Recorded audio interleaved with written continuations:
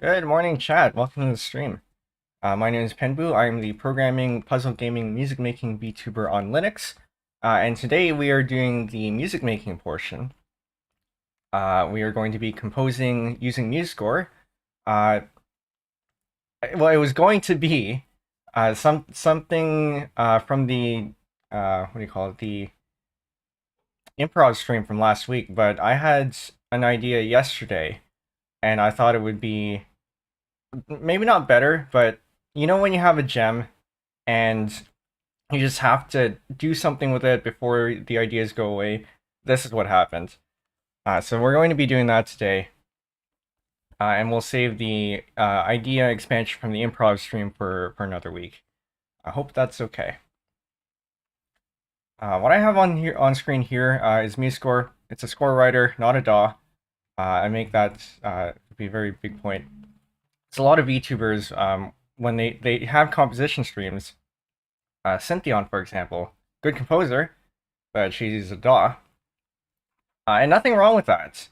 Absolutely nothing wrong with that. But I find I haven't found anyone using a score writer, so I'm hoping it can be different in that way. Some other VTubers have used score writers for transcription. Fujikura Uruka and the other pianist, Penelope Wiseman, Lopi, come to mind as those who have I've seen use score writers before. But anyway, this here we have the image from the thumbnail. If you want to hear what it sounds like this. Just making sure that you can actually hear it. I'm not sure you can hear that. Could you hear that?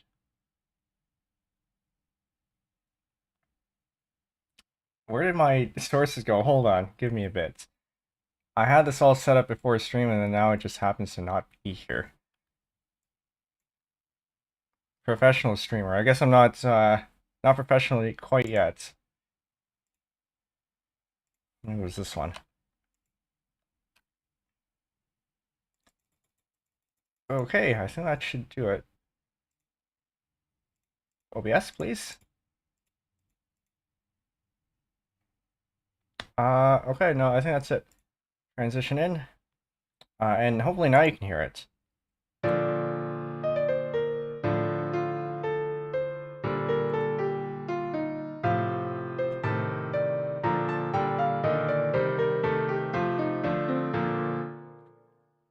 Yeah, it's not bad. It's not great, but you know, it works.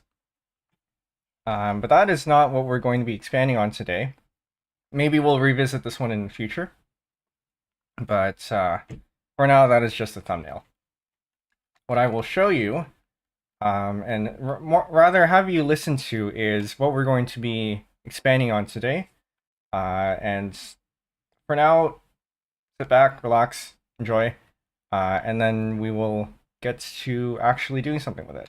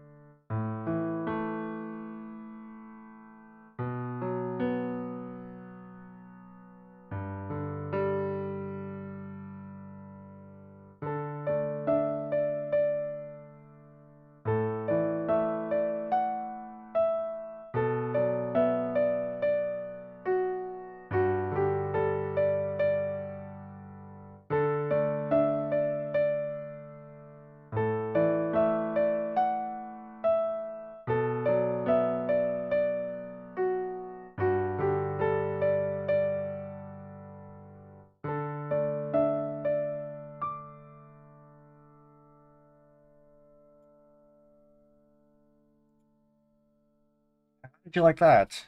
I think it's really nice, and like I said, I hear something that's a gem, or something that could very well be a gem, and something that I just really want to work on before my ideas fade away. So I don't really get started in doing that. Let's create a new score. Move this over here. Title. I don't have a good title for this yet, so we're just going to use the date. Today is October 27th. That's 10/27. I am Penbu.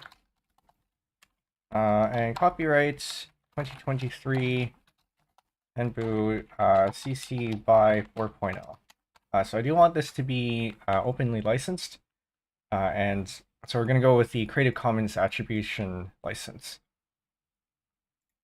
Next, we're going to choose our instruments. We're going to start off with the piano.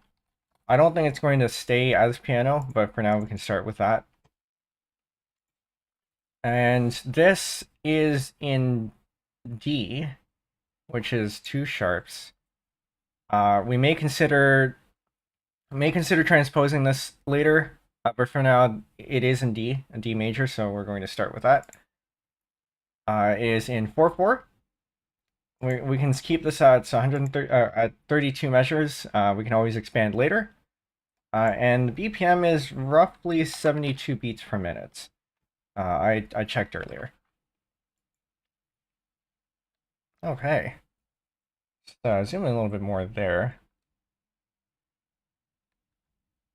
Just like that. I'm going to start with the transcription. So to help us a little bit, MuseScore does have a MIDI file import. It's not great, especially when it's a human playing. So you can see here the bass notes, some of them, they're down here, but they're notated as for the right hand for some reason. So we're gonna use this more as a guide for what notes have been entered, but not so much to actually copy and paste. And I'm hoping MuseScore 3. This is MuseScore 3. MuseScore 4 is out, 4.1 actually. And it does have a lot of improvements, but in terms of my workflow, I don't think it's quite ready yet for me to use. It sounds way better, but I think there are just a few too many features that are missing in 4.1 that they haven't ported over yet from MuseScore 3, and they will eventually. I just have to wait that out. We have documents side by side, so we can have 2 at the same time. So we can have the MIDI up here. That's not enough screen. Okay, maybe not this one. That's not enough screen space. That's fine. We can take this. So this is the start. We had 107 or 172 beats per minute. I'm gonna start from here, I guess. Just copy this over.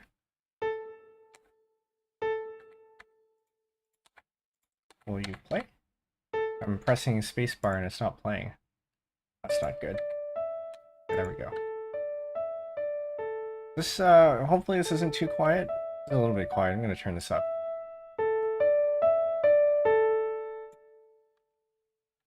Okay. Well, I can simplify this. So this can become now a half note. It's a little bit loud on my end, actually.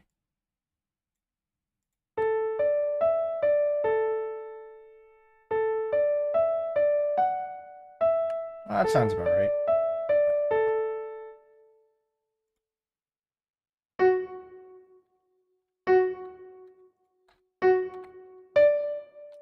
Copy this over.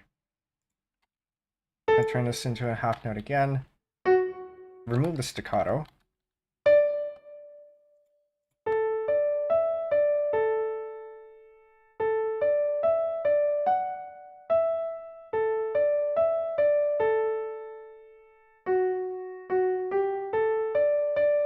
I don't think this is quite right. So I think we might want to shift this over. Like this.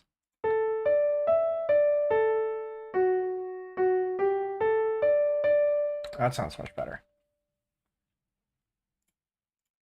And then we had the notes in D over here.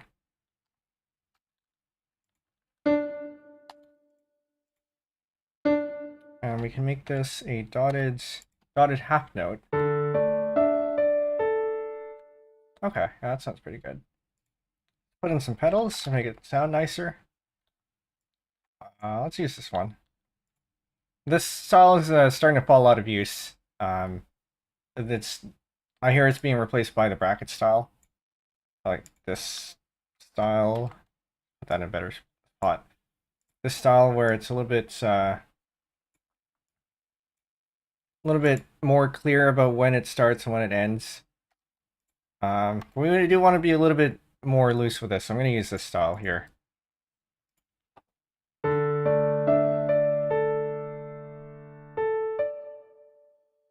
And add more pedals. If you were writing a real score, you probably wouldn't be adding pedals in all of these bars. Because I want MuseScore to actually play it, I do have to put it in all these bars. Normally you'd put in something like con pedale or something, which means with pedal, and the player will just know from experience when to lift and when to press.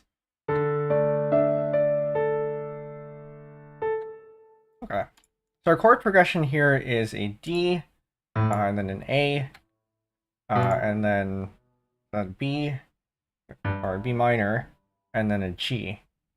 So the usual 4 chords. So we have an A here, this down here,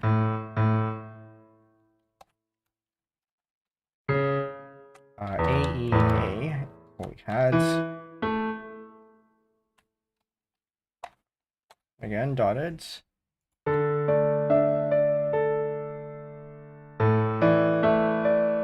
Oh, why does that sound so... Okay, I already set the velocity on these ones. I think they might have some set ones. That's why. So velocity here just stands for volume. The MIDI file does have its own volume in it. And so we're just going to reset them. Which means this is probably a little bit too loud. Move that to 40. I typed -40. -40. There we go.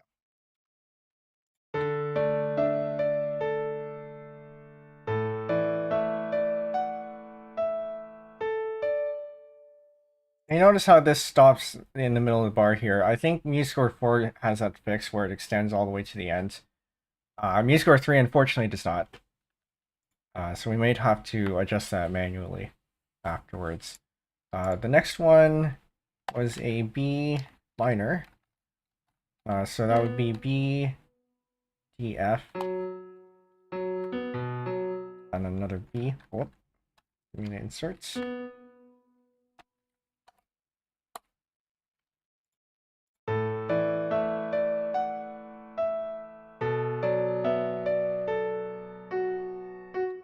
And lastly, we follow up with a G. So that would be G, D, and G again. We're skipping the thirds, and only using the first and fifth.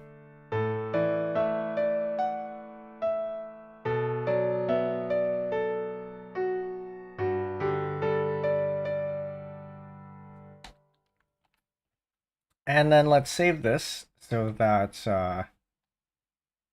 maybe it wasn't here. Where do I put this? Scores. Here we go, drafts. Save this so that if MuseScore crashes, we at least still have a copy. How many of you in chat are composers, by the way? I know at least one of my one of the pen buds is a music composer.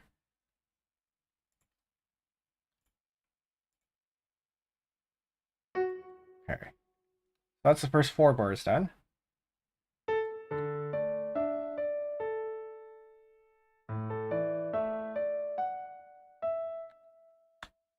I think I just repeat it again. Unfortunately, I don't have a good way of, or maybe I should have set up a rose garden for this, but I don't have a good way of seeking through the MIDI file that I played earlier. So we're just gonna have to go with whatever this is.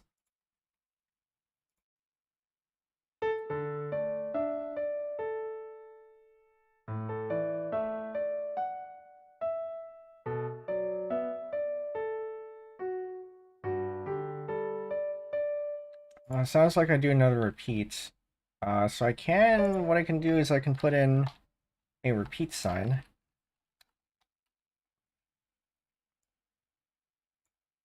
Oh, we can do that. That makes it easy.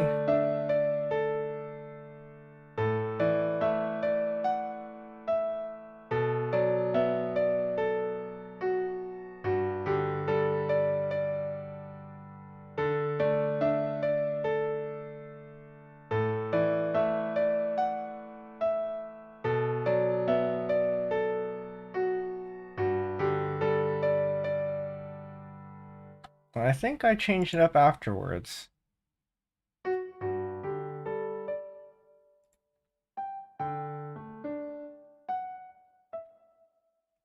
Okay. So that there is a G. Oh no, I can't have this repeat. Because the last bar does change. What we can do is we can put in a line. So first repeat and second repeat. Where's my second one? There it is. Let's copy this over. Shorten this. And we had, let's go up to G. I think that was a, yeah, dotted quarter.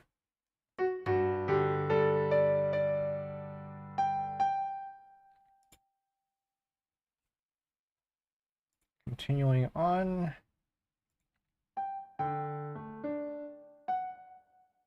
Go down to the F. And we tie it.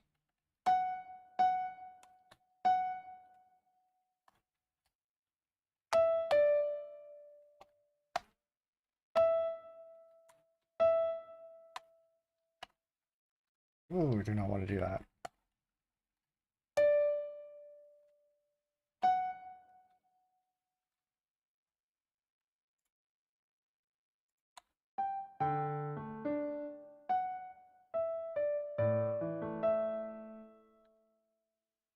Okay, I deviated a little bit. Maybe we can do that though.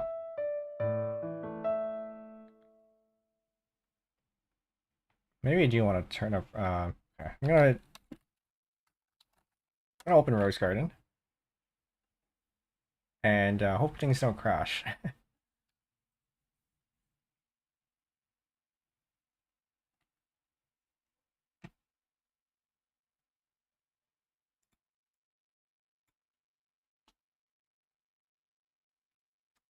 You are not supposed to be doing that.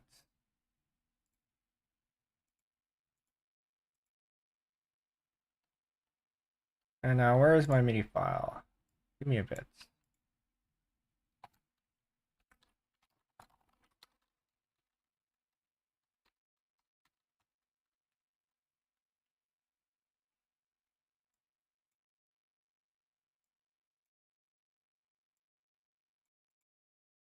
All right, so I have Rose Garden here. I'm gonna put that in. I can't really zoom in, but at least now I can seek. And can I hook this up so that you can hear it? Should be able to.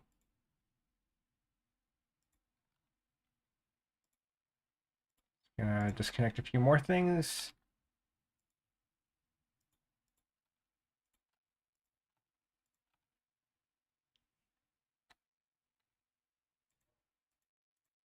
Or not. I do need to put this in here.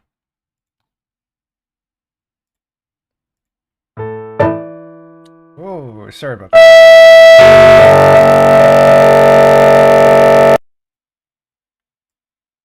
Haha.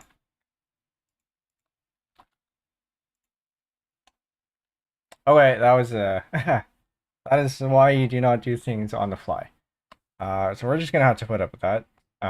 Apologies if we blew your ears out.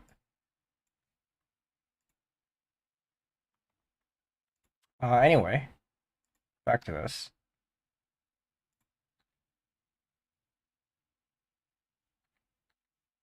And you actually need to hear that.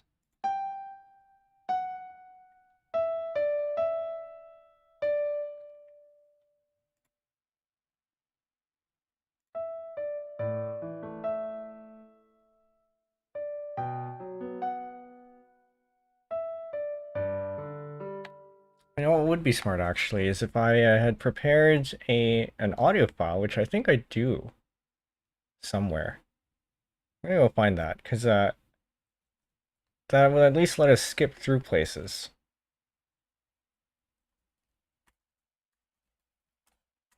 Now you can import audio into MuseScore, but you can. Well, you can't do anything with audio in MuseScore, unfortunately. But I can hook it up to something else.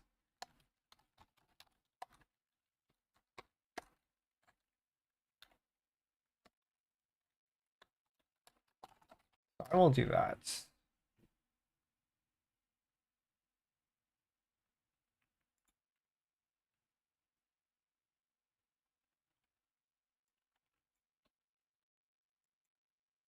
And we are going to use Audacity so that I can show you what I am playing over here.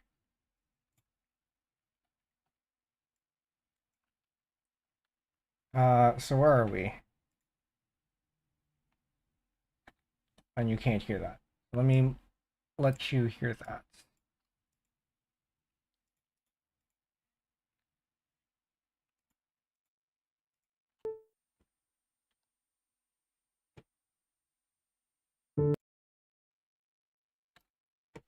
Okay. Sorry, just one more thing to set up because apparently the connection to OBS gets broken every time I start and stop. Patch Bay. I'll let you in behind the scenes a little bit. So I need to add a patch bay connection for port audio, I think it is. I'm gonna let this thing play so I can see it. I call that Audacity actually. So these are the connections currently in my computer.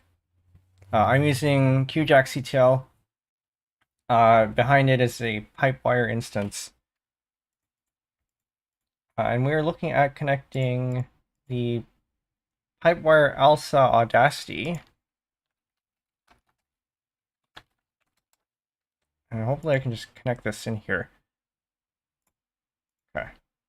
Don't apply.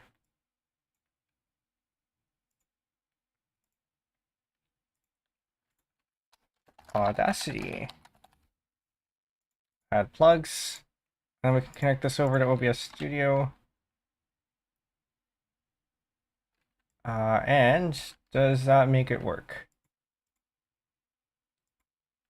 Well, it does not.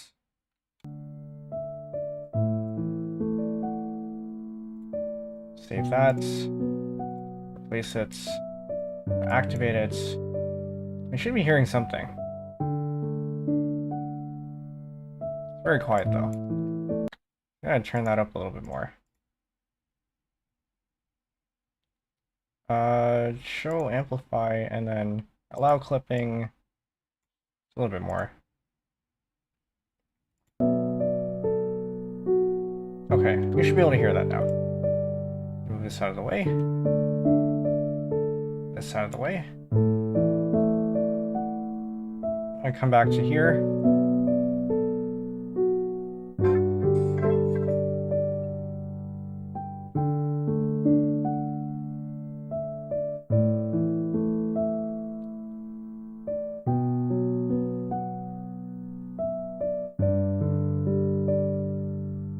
Okay, I'm kind of lost. Where are we?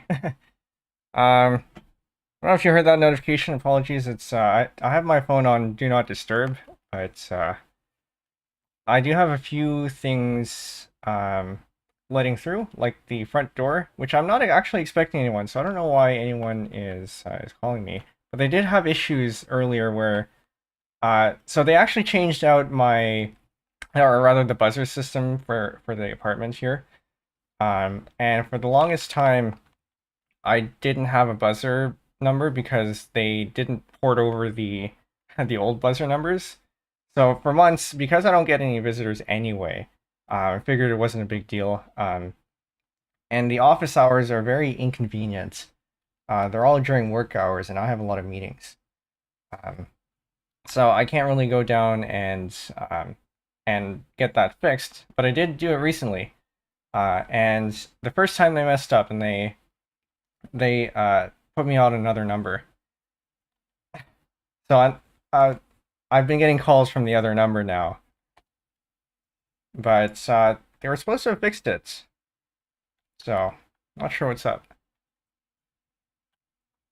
Okay, where are we?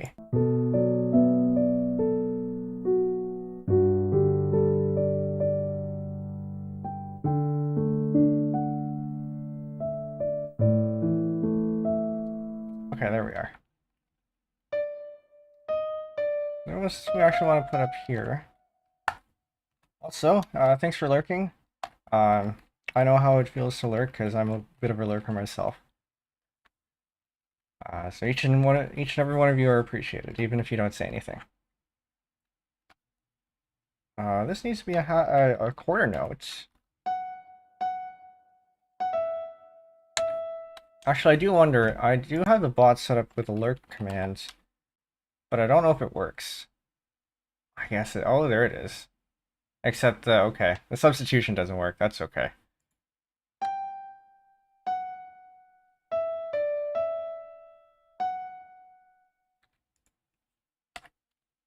I think this goes down to an A. Back here.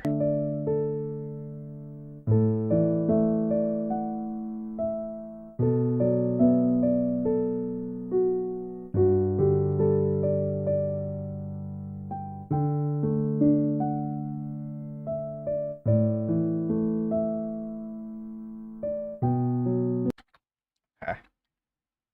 So I actually do this.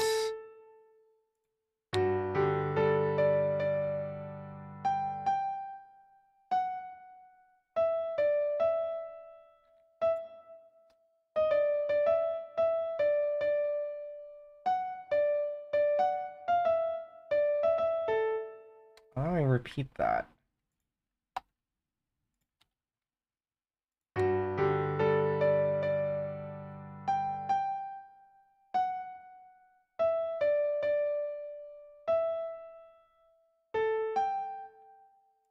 Oh, that's D.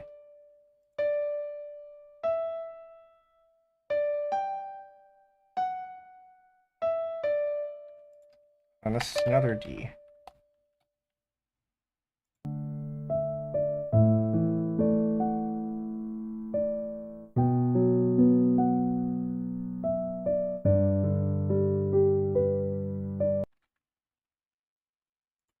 And so this is one of the problems with transcribing an idea is that I always get these ideas and it's very easy to record, but once you go down and actually clean them up, it starts getting a little bit more difficult. And sometimes I don't want to say I lose the motivation to do it, but it does require a bit of powering through to actually like get it down.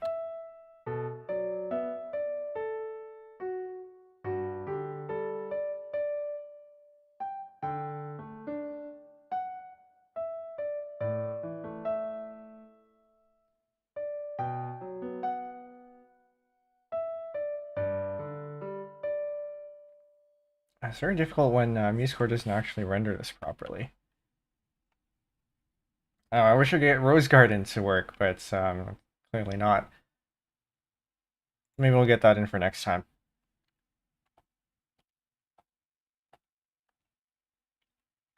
Okay. We can at least fill in the chords here. So this one is another D. I'll just copy this. They're all the same chords anyway.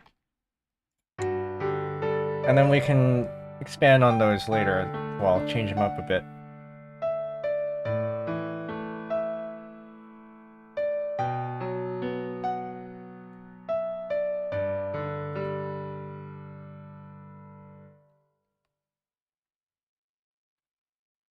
Do I do that again?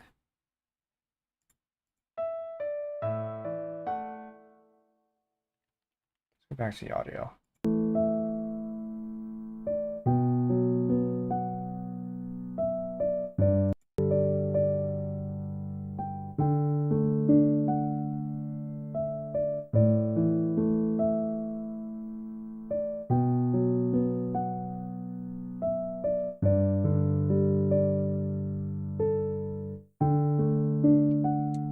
Then we repeat again. Maybe this is worth another repeat. Right there. And we do a repeat here, and this is probably going to need more voltas. Let's repeat 1, repeat 2.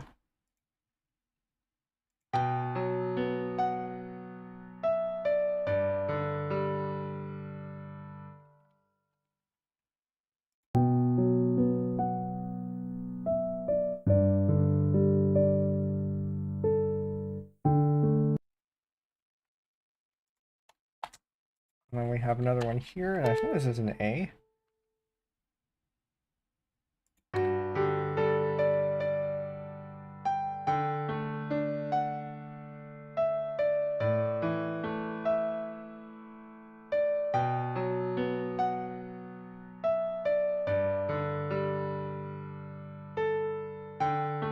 There we go.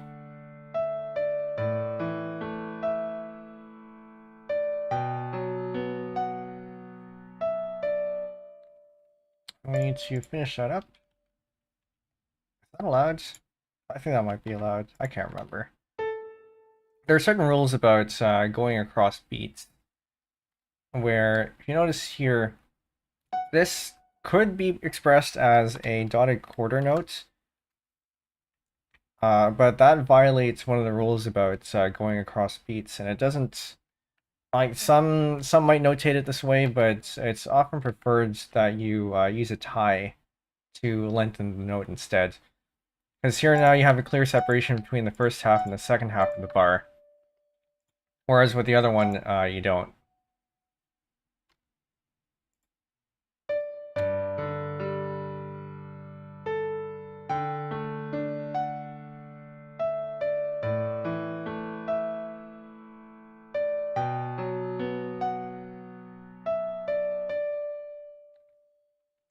Let's put this in again.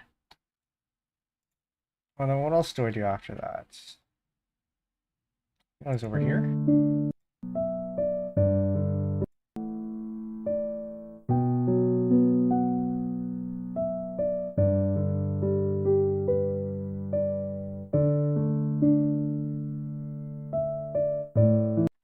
Okay.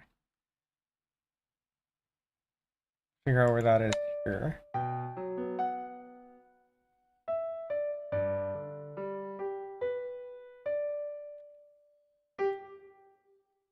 So that is a G, and a B, and then a D.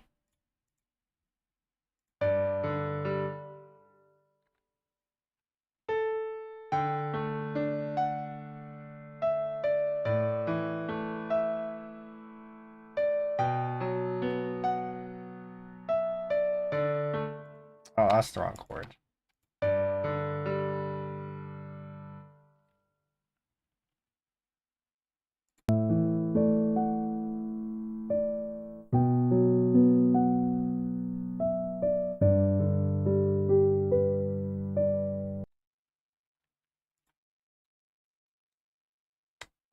One and two and three and four ands. I think this actually turns into, because the last two notes are quarter notes. The B and a D, and then this one is the G.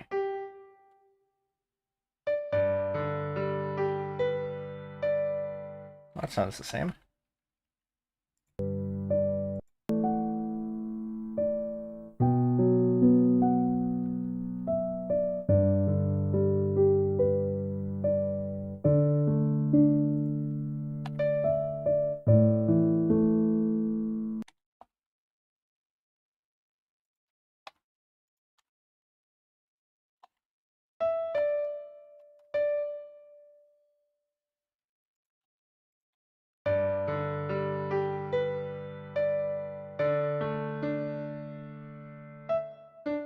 Add another one here. This feels like it's missing something. This is a D. We want it up higher, I guess. Like that. Get the third in there. Ah, that sounds much better. Or maybe make this a half note instead of a quarter note. So in general, the fewer flags, if you're not familiar with music notation, the fewer flags there are, the longer the note will be. So for example, a quarter note has no flags, and it's twice as long as the eighth notes. And then a half note is twice as long as the quarter note, and its note head is hollow. Then you also have the whole notes, which looks like this, which is a hollow note with no stem.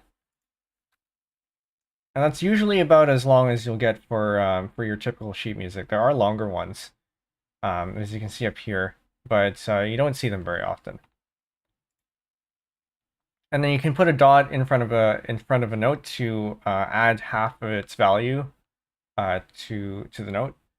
So this is a half note plus a quarter note, which is 3 beats. Okay,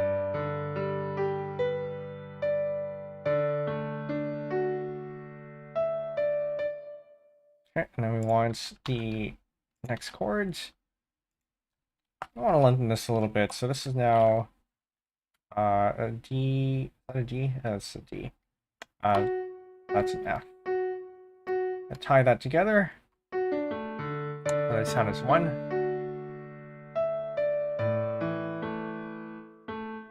I want to do the same with this one, so actually we can copy this over. And then bring it down to the A.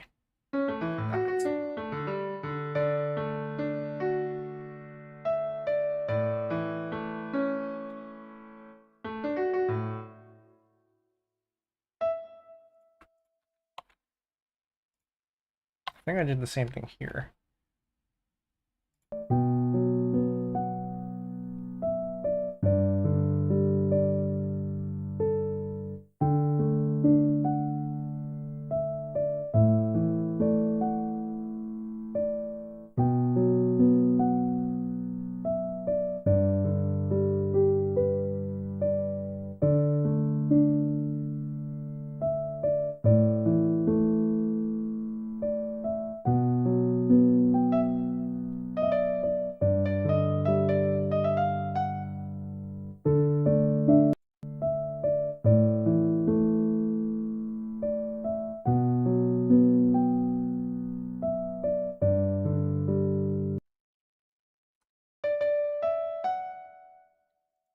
That's interesting.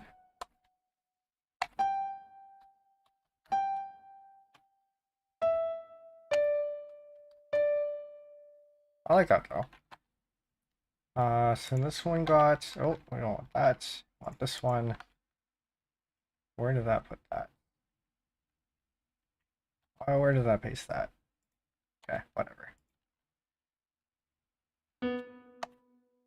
So we do the same thing here. Get the thirds. And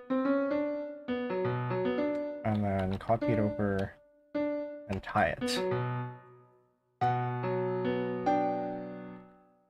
Or not. That doesn't sound good.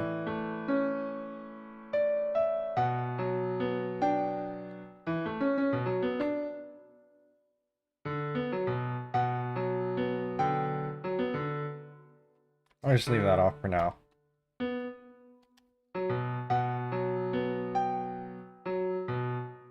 Is this even the right chord? Oh, it has to... no, I think it is.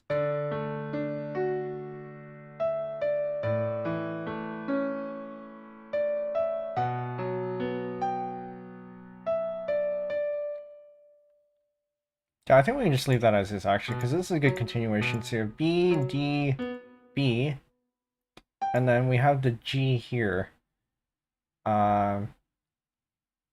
which is interesting because the reason why we're hearing dissonance earlier is because the chord, the notes in the B minor are B, D, and F, but then we have this G here. So maybe this isn't a B. I don't know.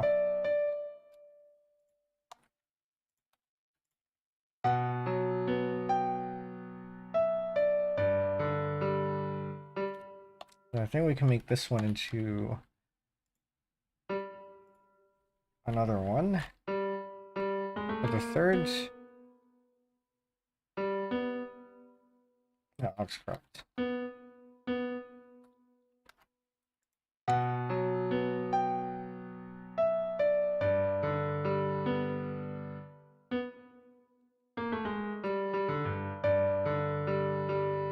That sounds better. Save for good measure. Yeah, with music, I think I think there's a similar debate in math whether math is discovered or created, and I think, in my opinion, music is the same way.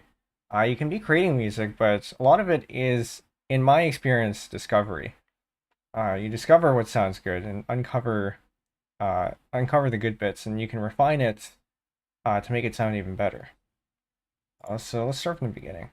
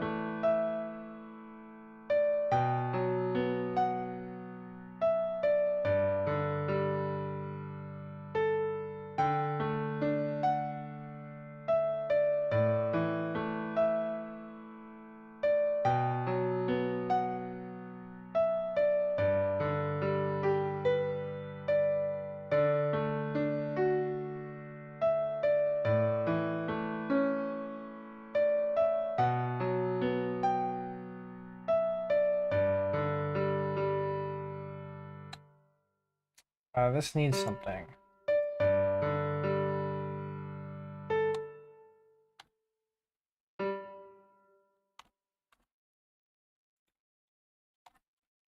What does it need? Does it need another one of these?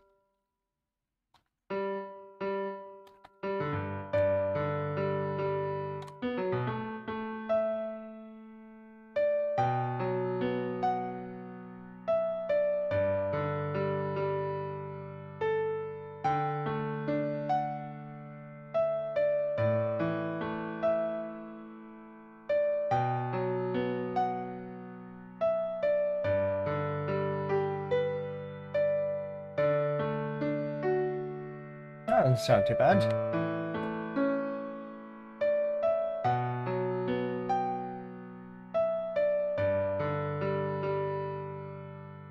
I think we repeat again, maybe.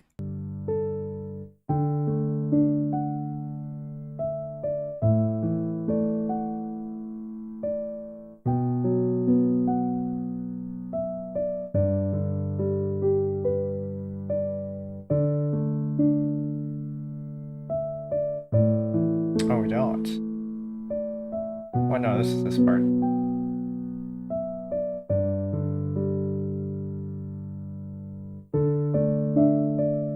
Okay, we go back to something like this.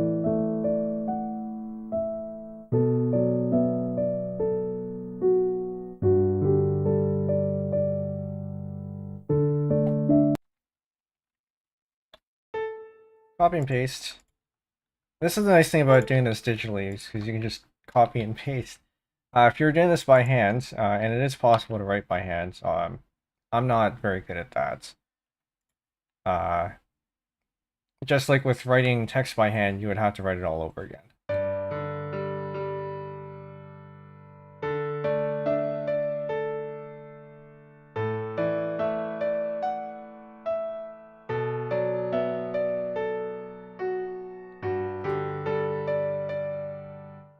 Is it time to bring in another instrument?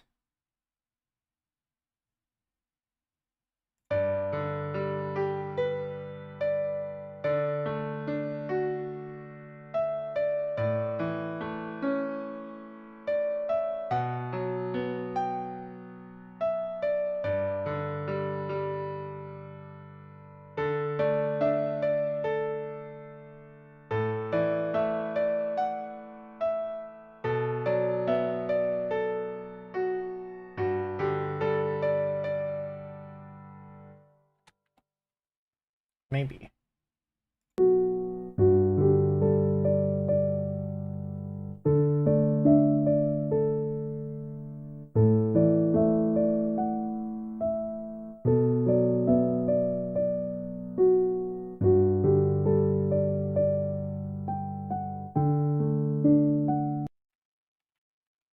Oh, do I hear a difference there? I think I might have made a difference.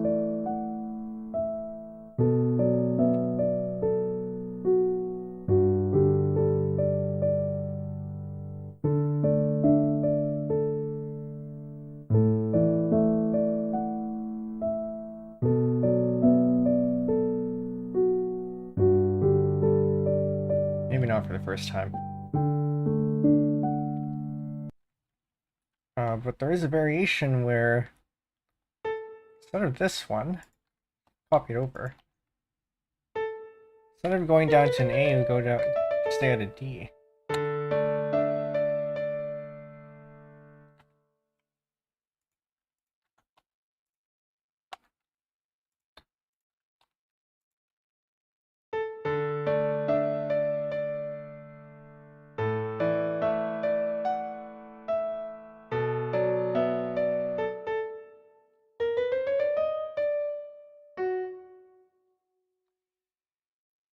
Notice you seem to be a big fan of the 1-5-6-4 progression. Yeah, it's because it's easy. There's a reason it's a lot of popular music uses it, and it's because it's very easy to make sound good. That is, I think, one of my shortcomings as a composer. I tend to stick to the easy stuff, and I want to branch out a little bit. And I'm hoping that future composition streams will feature more experimentation. But for now, you know, this sounds good. We're gonna go with it. Also, hi. Thanks for coming in.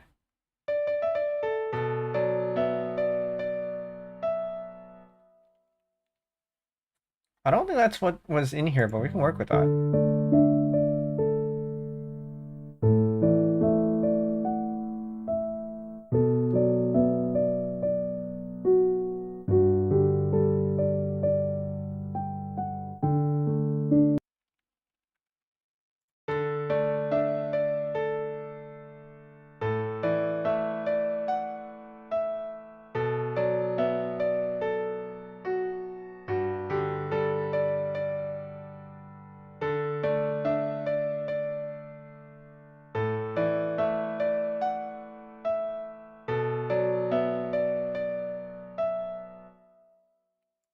You know what? I think I will actually keep that, even if that's not what was in the original improv. We can go up a little bit higher. How does this pan out? I wish I had my mini keyboard here. I didn't bother setting it up here because I didn't think I would need it. But I should know better.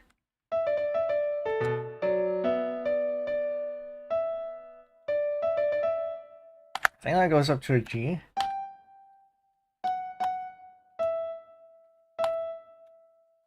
Something like that, maybe?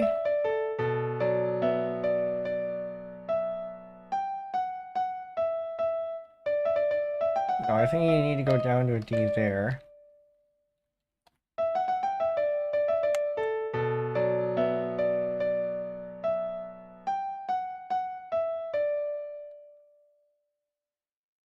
not sure about that one. But we can fill in the chords. We are at 1, 2, 3, 4, 1, 2, 3, 4. Take this one.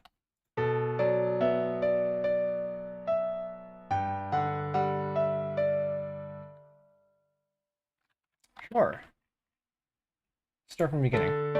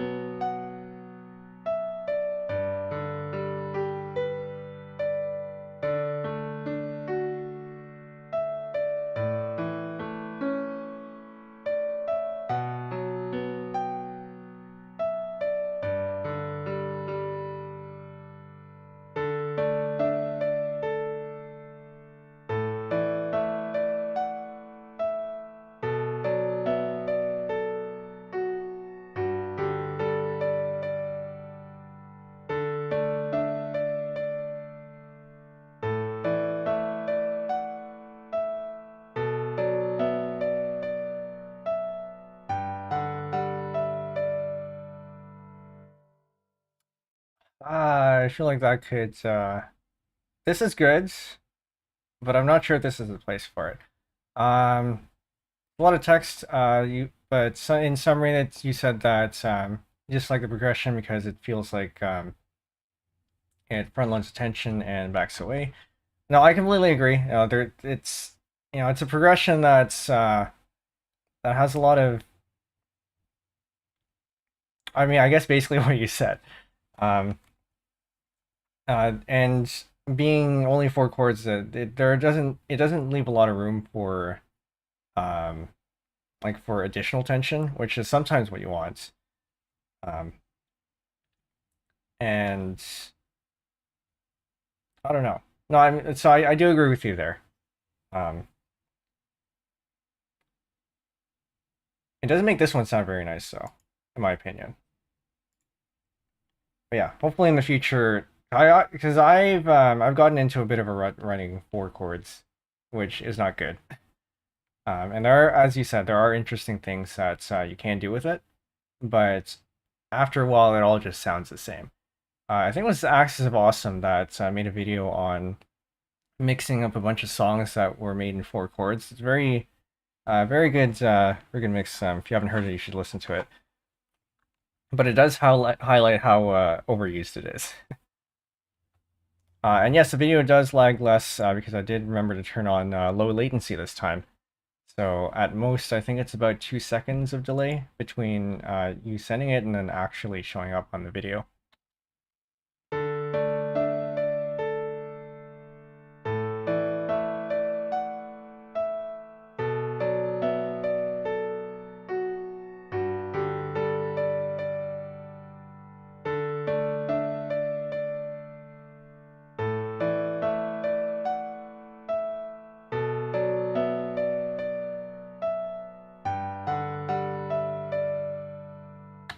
This one is actually a setting on YouTube, low latency. Um, so you can choose between normal latency, which gives about 30 seconds, low latency, which is about 2, um, and then ultra low, which is even less latency rather. The downside is that it doesn't give you a lot of room for buffer the lower your latency. So if you have a bad connection, for example, and your stream sputters a little bit, the user or the viewers will see that. Whereas the latency that YouTube provides, so either the low or the normal, what it does is it allows for buffers so that the stream is more continuous for the viewer. For Twitch, I don't know. I haven't played around with Twitch yet. Eventually, we will have a Twitch stream, but not anytime soon, I think. So I was wondering at this point, do we add another instruments? Because I did have the idea that this would be probably piano and strings, maybe a few more orchestral instruments. Is now a good time to introduce them? Possibly.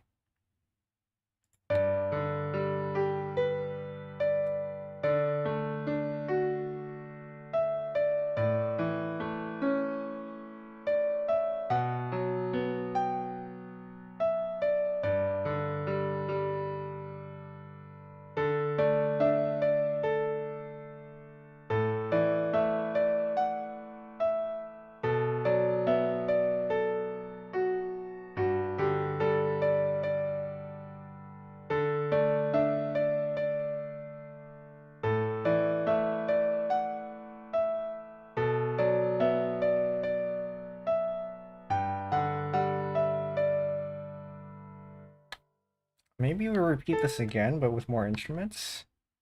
I feel like if we were to introduce more, it would be at the beginning. But so I wanted to start with a piano intro and then end with a piano outro. And then the instruments would come in the middle. So why don't we add...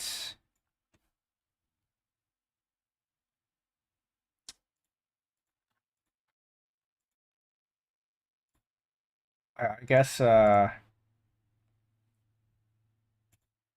what do you call this? String quartets? And do something with that.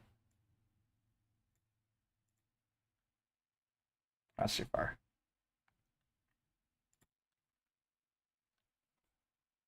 I'll have to use my other mouse to zoom out. MuseScore, or rather Qt, has this bug, and I think they fixed it in a later version, but I don't have that version yet. Or maybe it's a MuseScore bug, I don't remember. But if I try to zoom in with my mouse, my external mouse, it ends up zooming in by 16,000%. And we don't want that. That's not useful.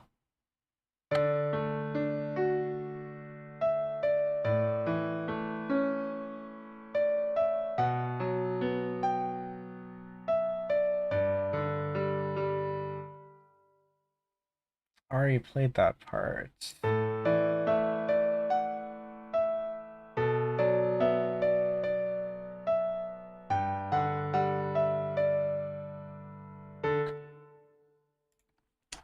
So let's maybe play a D on here. What does the scooter say about the zoom level? Can't say I understand that reference. Or scouters say about the zoom level. I still don't understand the reference. Let's change dynamics here. We should probably be adding dynamics in the other parts of the piece as well, because that makes it sound a little more textured. It's over 9,000 meme. Okay.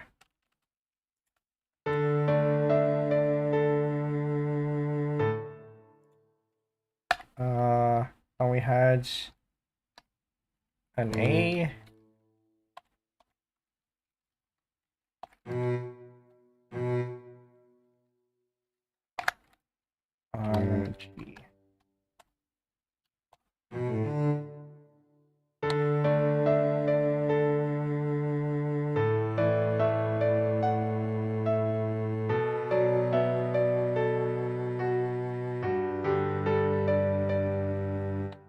How do we harmonize? Maybe we can give one of the violins the melody.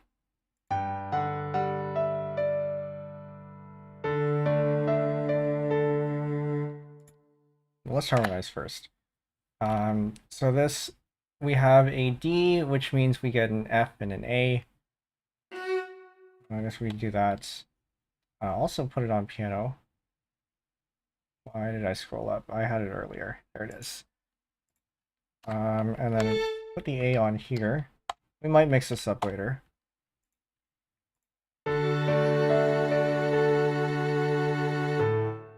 I don't know how I like how I feel about that. But let's keep going. And then you have an A. So the thing with voicing is that you're actually supposed to keep the voices more or less in the same place, at least according to traditional voicing. I don't know how that. So I at this point I haven't gone to haven't learned anything formally in terms of in terms of this stuff. So I don't actually know what you're supposed to do with the bass notes. From my impression, you're supposed to keep the bass notes as bass notes because then otherwise, they turn into a slightly different chords. But that kind of conflicts with the other guidelines. But if we were to do that instead, if we have an A, so A is an ACE, and we have DFA here, so A stays here,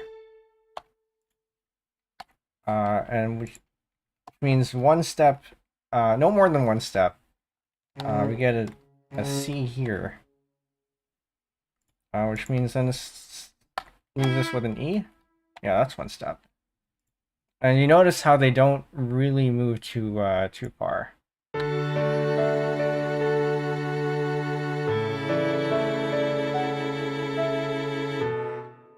might want to change the sound font actually. Not that one. Not that one. Maybe this one. Let's change this violin to. I really want to switch to synth strings.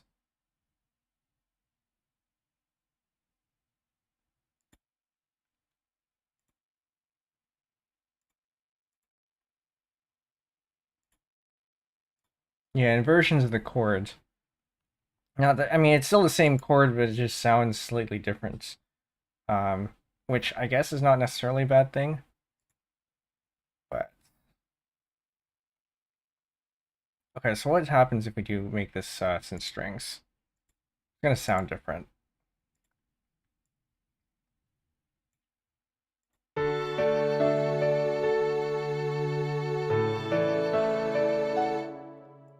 Okay, now I'm gonna put this back to actual strings. Viola. I maybe just turn them down a little bit, or not.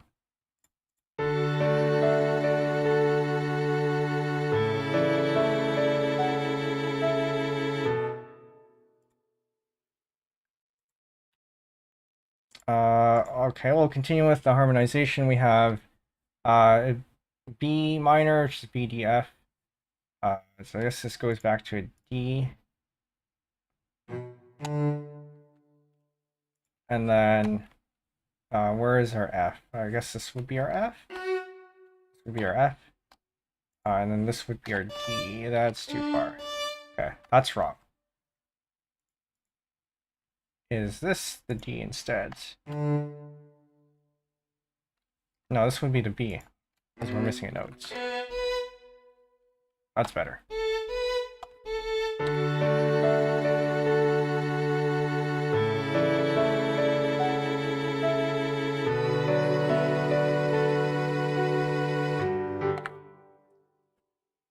Interesting effect where you have the cello playing one bass note while the piano plays a different bass note. Not sure if you want it, but it can be... Can't read that. It can be a thing, yes. I haven't paid attention to it too much, but as long as it sounds good, I think it'll be okay. I don't like how this sounds, so I think, at least in terms of audio, the strings are overpowering the piano. Do I fix that with audio levels? Possibly. So I can turn down the violin to be like 80, I guess.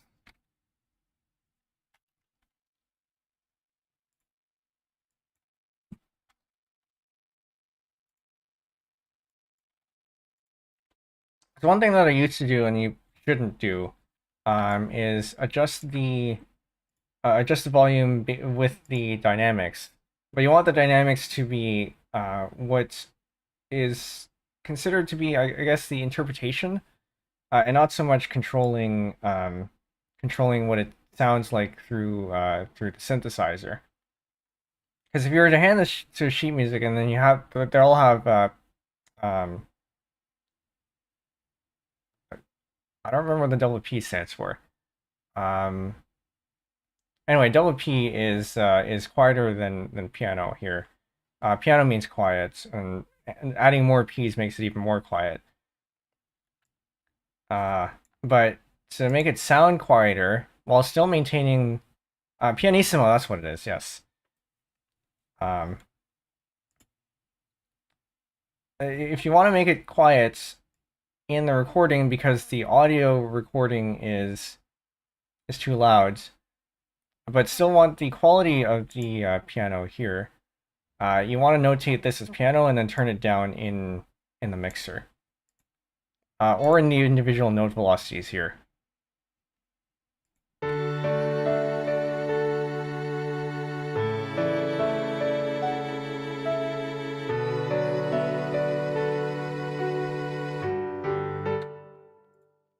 Okay, well, let's finish this one. This is a G. So GDB, or no, GBD, yes. So GBD, and we already have a D here. So I guess we can do this one as a D. Well, I guess this is a... Nope, not that one. Not that one either. GBD, yes, G. And then this one is the one that's left over. I think, yes.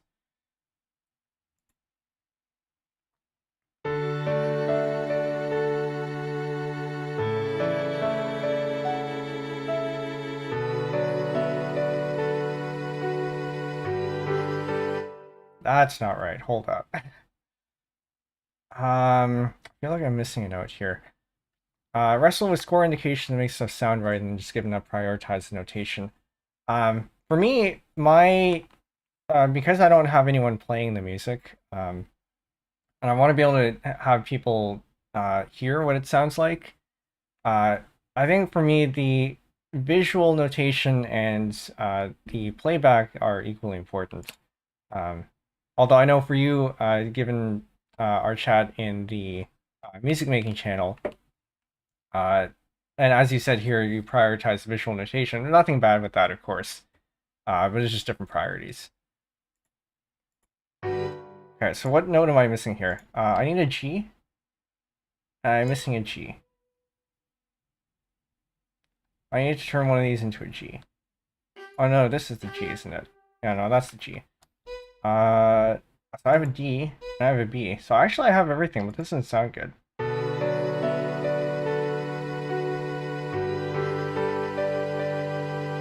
Or maybe it was just my ears the first time.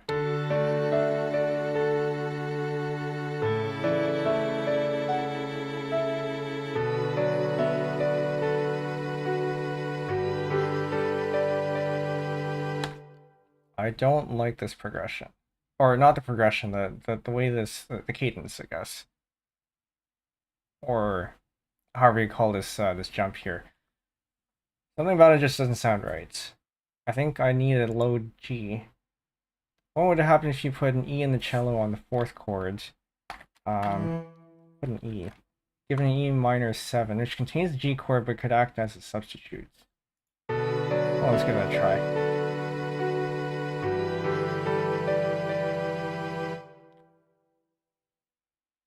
I could maybe go with that. Let's see.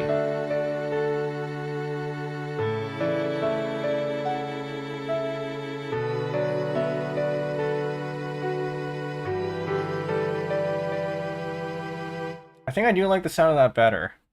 So maybe we'll keep that. Which is then interesting because we have an E here, but we still keep the G there. So in a sense, the piano is still playing a G major, but the strings are playing an E minor 7. Okay. Well, maybe we'll keep that. What else do we have?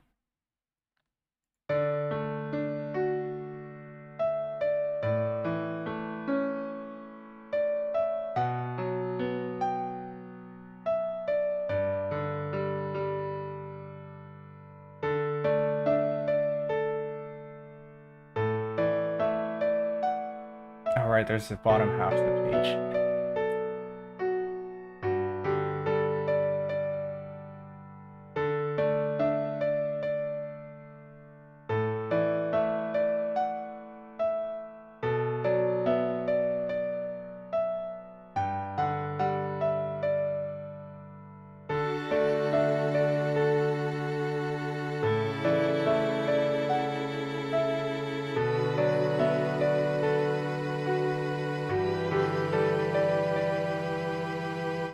I do like how that sounds, so I think we will keep it. So one of the reasons why I wanted to compose as a VTuber was to get ideas from people who are more experienced than me in terms of composing. Because like I said, I feel like I'm stuck in a bit of a rut in terms of ideas and things that I experiment with.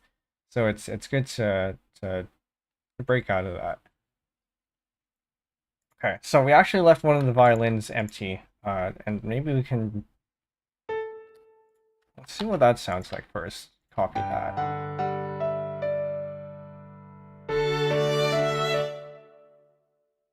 Maybe as simplified.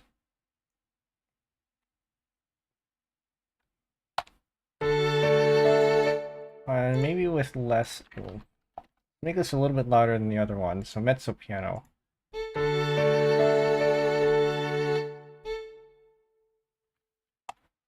Let's have this walk.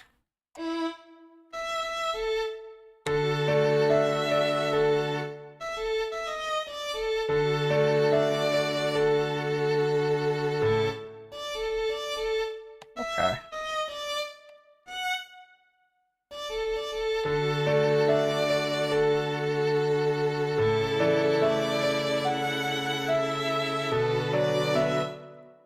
That doesn't sound too bad. You should use this opportunity to work on some music composition projects myself. Yeah, absolutely.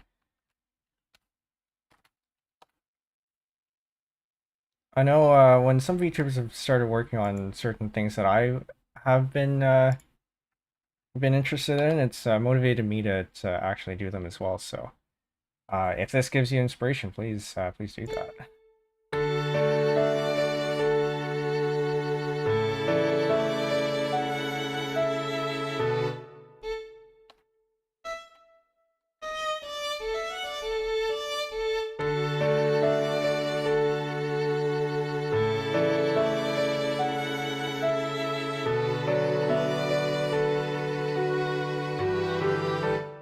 Something about that doesn't sound right.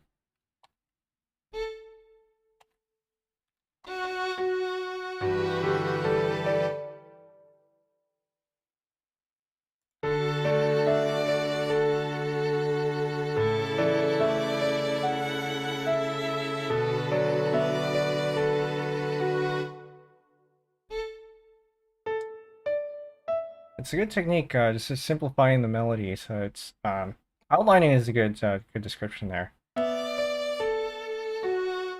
Okay, this does not.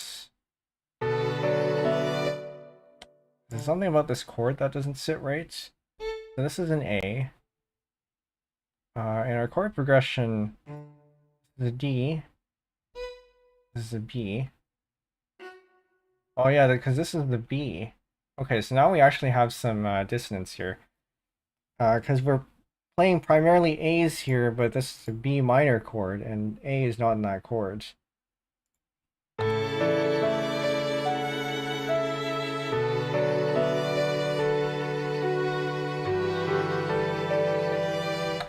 No, I just don't like this these two bars in the accompaniments.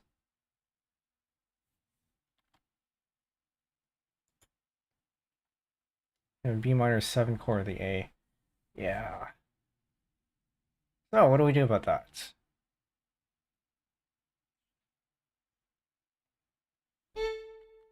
Well, one way is to just create space.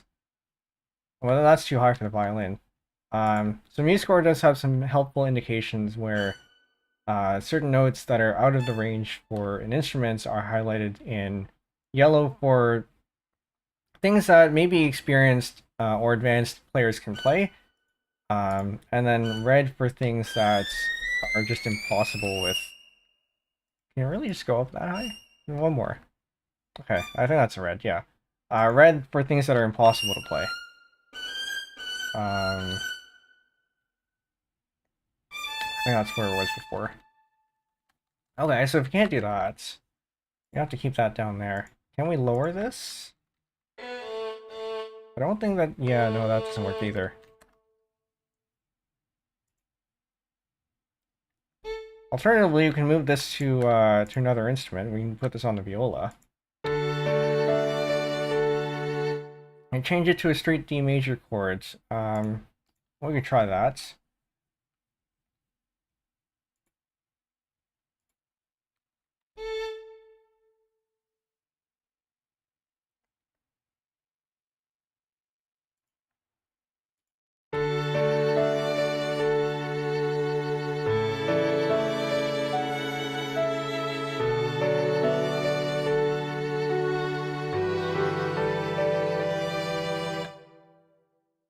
Okay, I think I'm okay with this bar.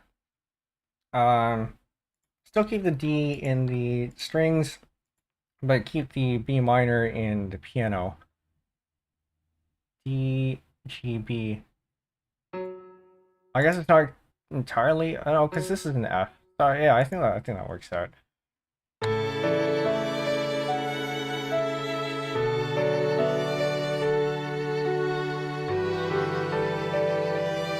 This one's a little bit muddy though. No theoretical upper bound on the violin. Well, surely there is, because the strings can get too short, right? It's only so high you can play because the string gets too short. But maybe there's a technique that I don't know about.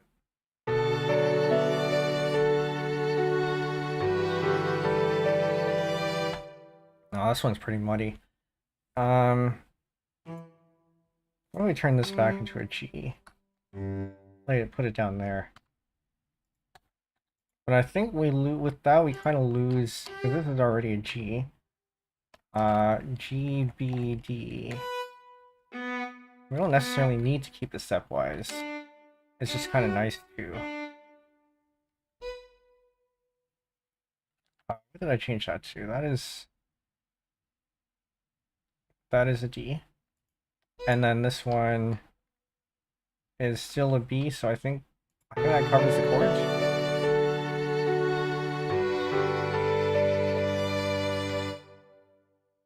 I guess.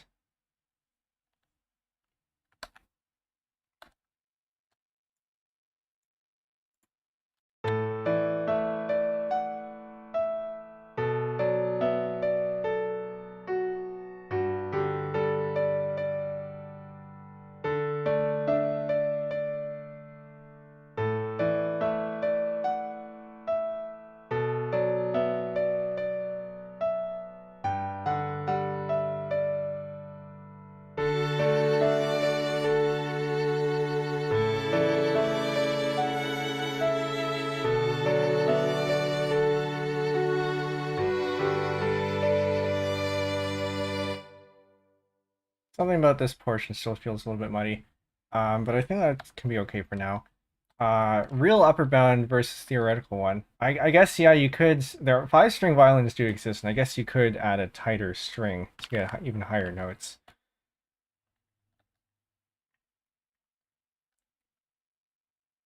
Okay, so what else do we do after this? Let's play that back from here.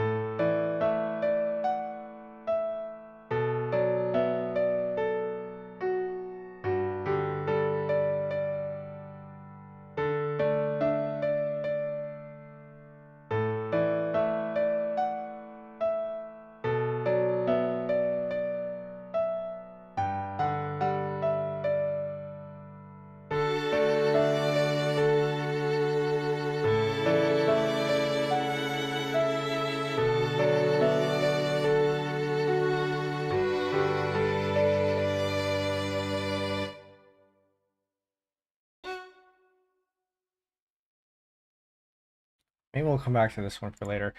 Where do we proceed from there, though?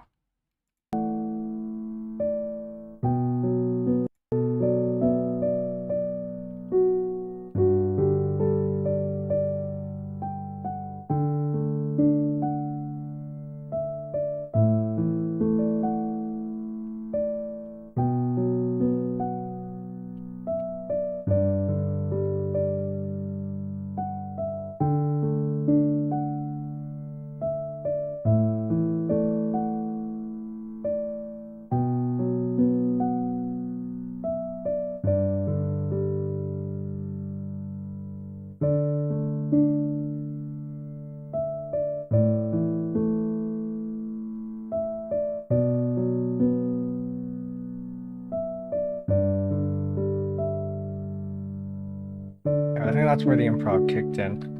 It's not quite the same as what we had before, which is fine. But we can probably copy this structure and put it in with the violins.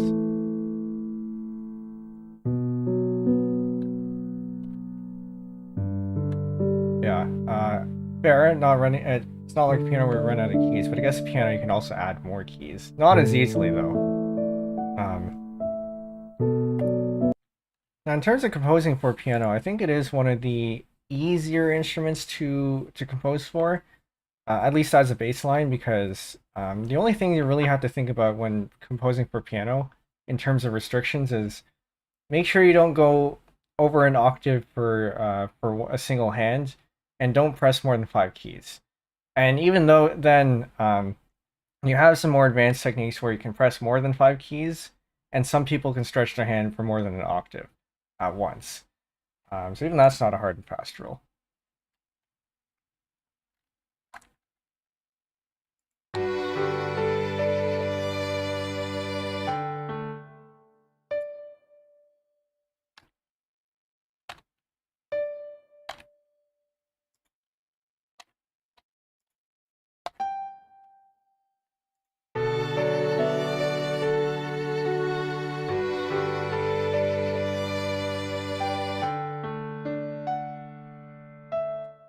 Playing with his nose. I hadn't actually heard of that. I'll have to look that up.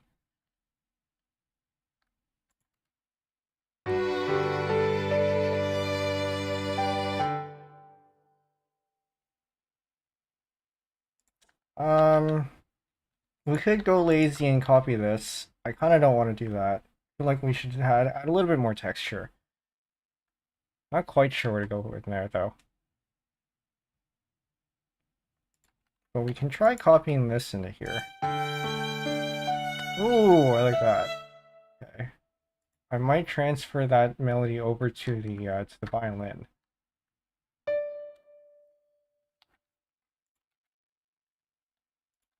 And copy this.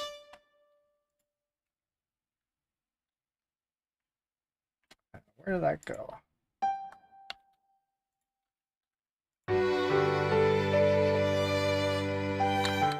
Alright, no, this has to extend all the way. I mean, this probably should extend all the way too.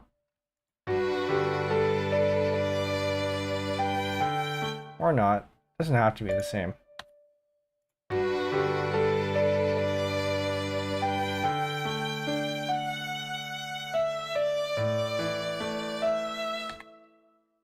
What if I get rid of it in the piano?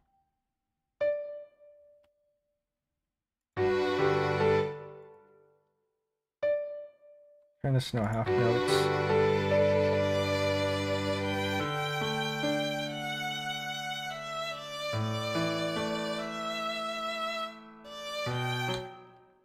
Something this. Okay, just to fill out the rest of the chords. Let's copy that and then we'll change it later.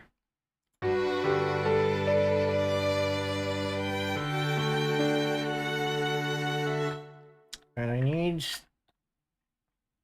the thirds. Where we get the thirds? Find the thirds from here. Copy that over into this bass line.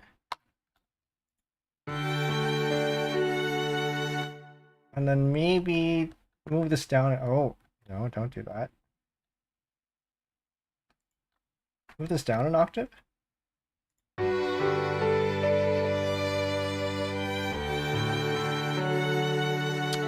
okay. Gotta do something about these strings though.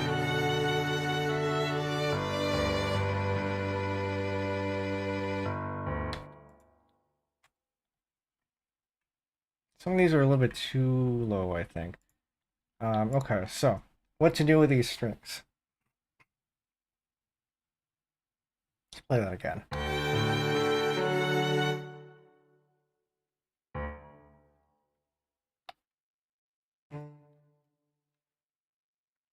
Do I want to do that? Just lower these all by an octave? Almost.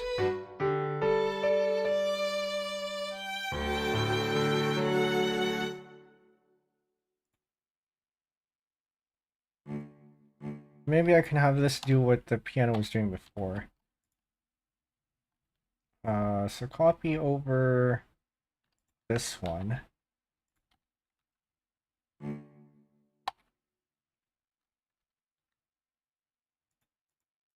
Are octaves hard for strings? I don't think these ones are. Or no, these are fifths, so it should be fine.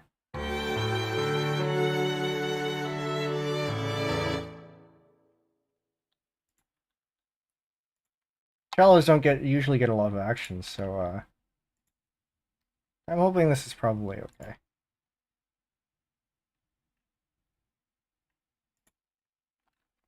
Lower that. Oh, they can't even play that. Okay.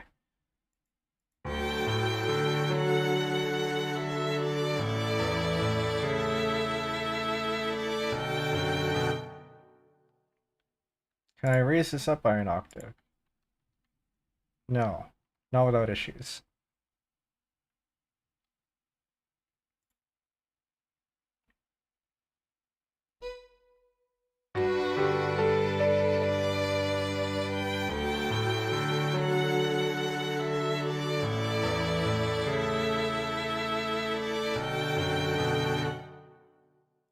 Now I have to figure out what to do with these ones.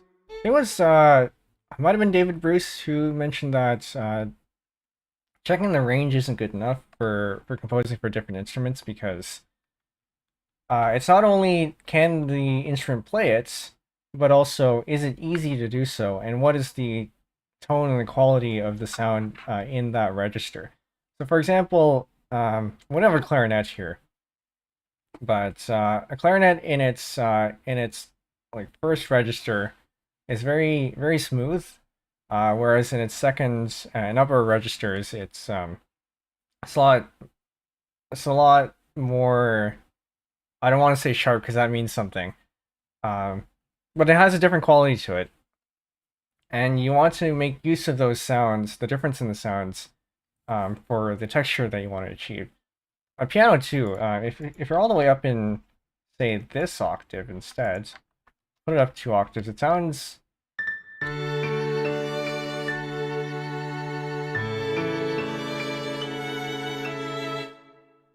Uh, Maybe dreamy is the right word to use it. Different note timbre, yeah.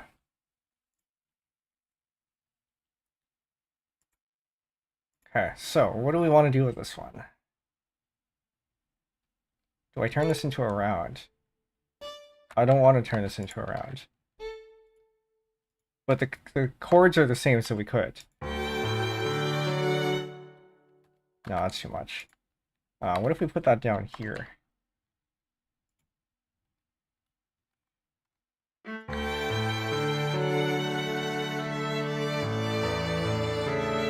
That's too much going on. I do like the idea of the viola doing something. Suddenly want to learn a woodwind instrument properly. Yeah, there's this started with a V. That I was looking at. I think it was by Yamaha. It was like a simplified saxophone of sorts. It wasn't Vesuvius. That's a volcano. But it started with a V. Yamaha B instruments.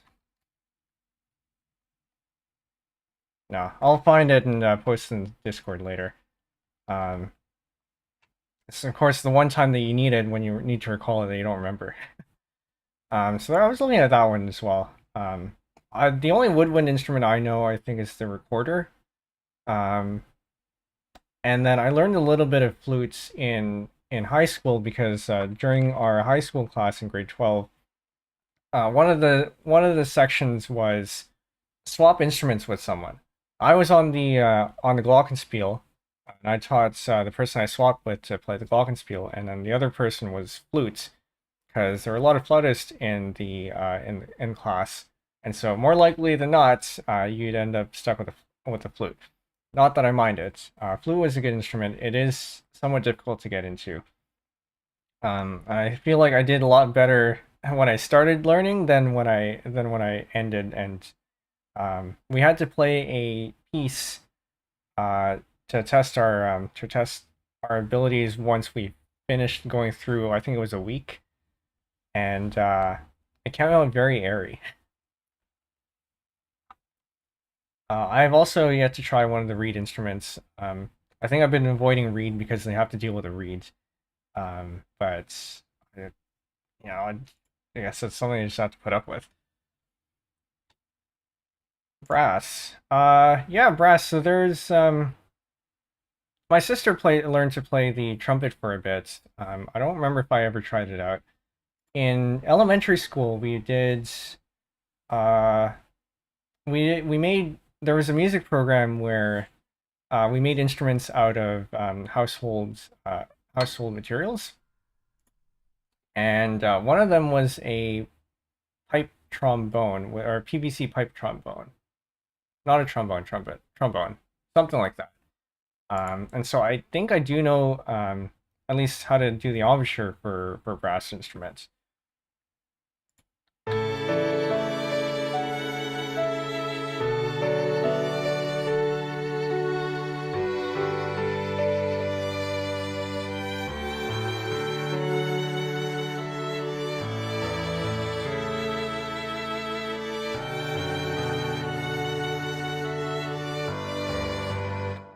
Okay, no, I think I do want this to be walking. So what is this? This is a D. So if we just walk this through the chords, D, G, B, D.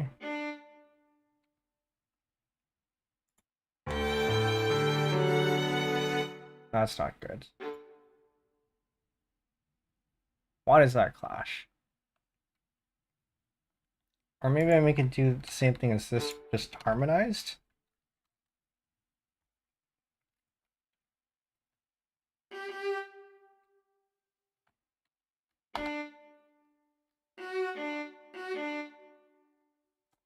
Musical instruments made out of household items.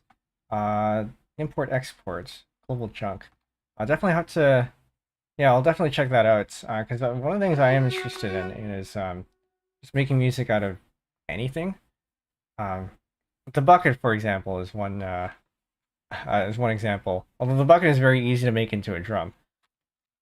But I find it very interesting to make music out of household items, especially when a lot of people sometimes like to gatekeep what is an instrument and what is not. But an instrument is really, in my opinion, it's not necessarily like something defined as it has to be a trumpet or it has to be a flute or anything like that. But rather, if you can make music out of it, it's an instrument. Now, then you get into the definition of what is music. But yeah, that's a debate for another day.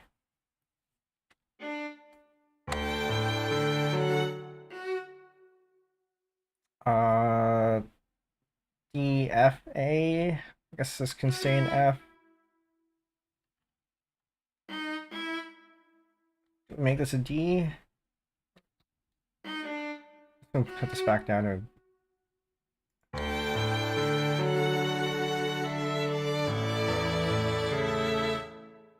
maybe.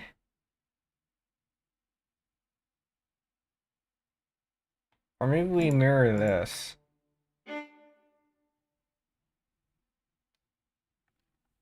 A lot of options here. Everything can be used as a musical instrument and as a weapon, that is true.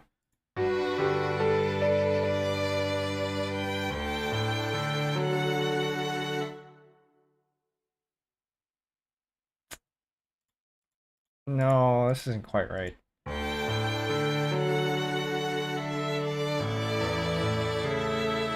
I need movements. I need some counter movement for this portion. We have movement in the beginning. From here. But we need movement for this portion. Something that won't clash with this. So maybe we copy this bit.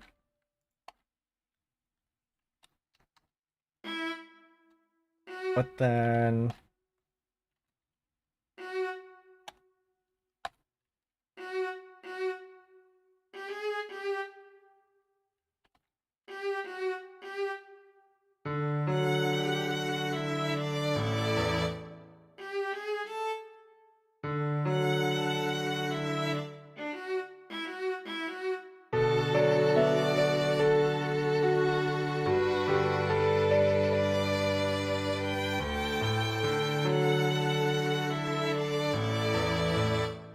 I like that. It's a little bit too quiet.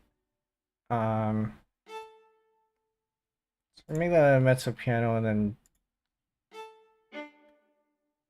make it quieter.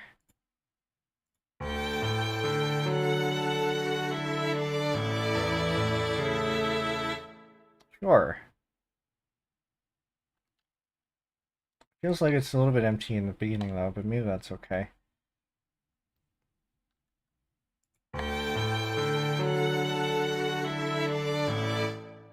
Or what if we put this up here? In the other violin. That's too high.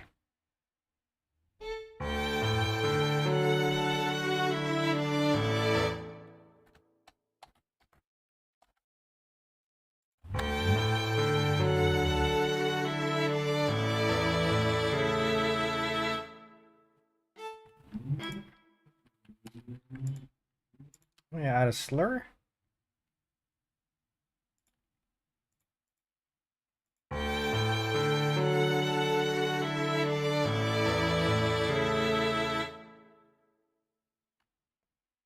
And I feel like I want to put a run, an upwards run here in a similar fashion. What note do I start with?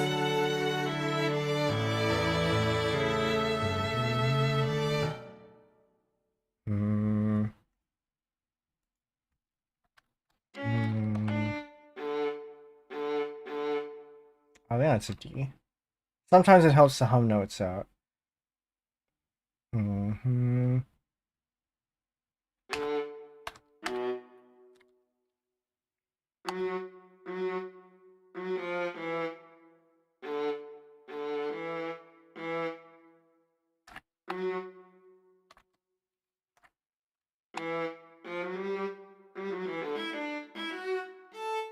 That can't be right.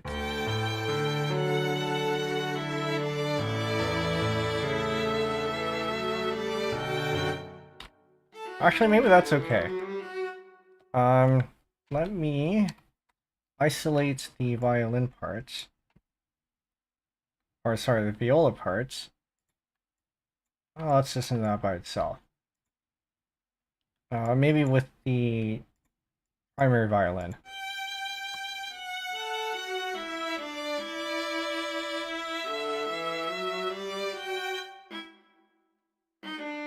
I want this down here, I think.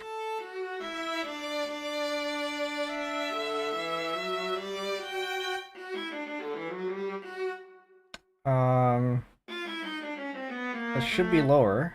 We put it there. That's an A. An A, but this is a B chord, probably-ish, something.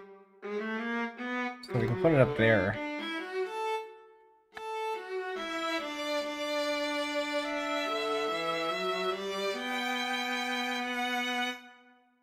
It doesn't quite sound right, but maybe it'll blend.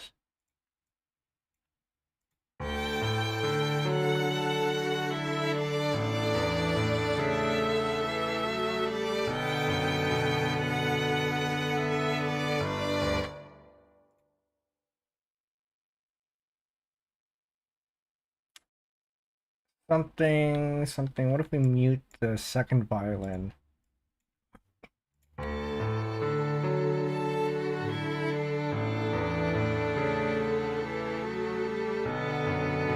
That's not the second violin, that's the first violin.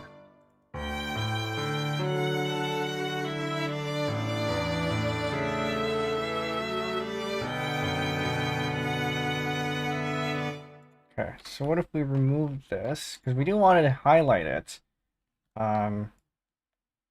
Speaking of which, since this now has the melody, it should also be mezzo piano.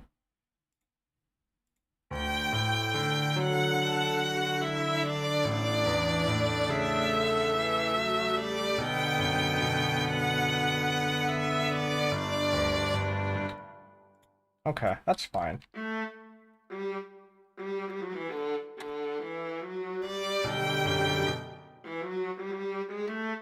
But I don't know where this note should resolve to. Definitely not there though.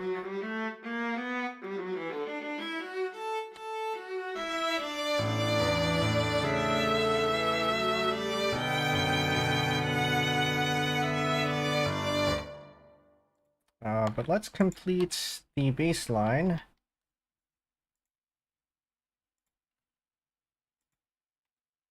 And copy this from there and put it in here.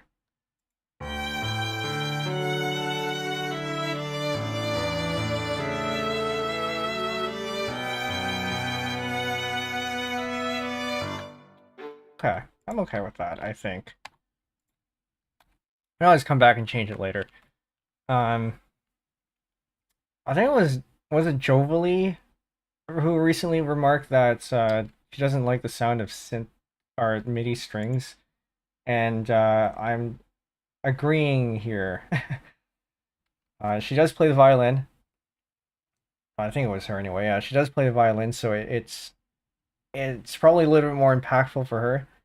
But MuseScore 4 does have a lot better sounds, especially with the strings. So maybe once this is all done, we can try rendering it with that and see how it sounds.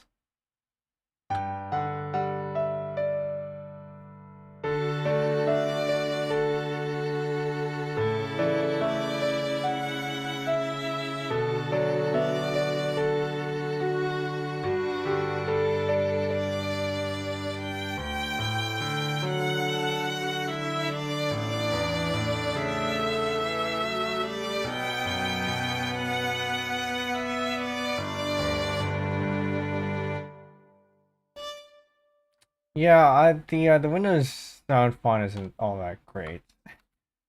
I have rendered some of the default like so Windows comes with a few MIDI files in the Windows folder if you search hard enough. They don't sound, for some reason, maybe this is just because I'm used to it, but they don't sound the same if you don't render it with the Windows sound font. But for other things, like if you're actually composing, it's not good. All right, let's start from the beginning, see how this sounds from the beginning, and we'll go from there.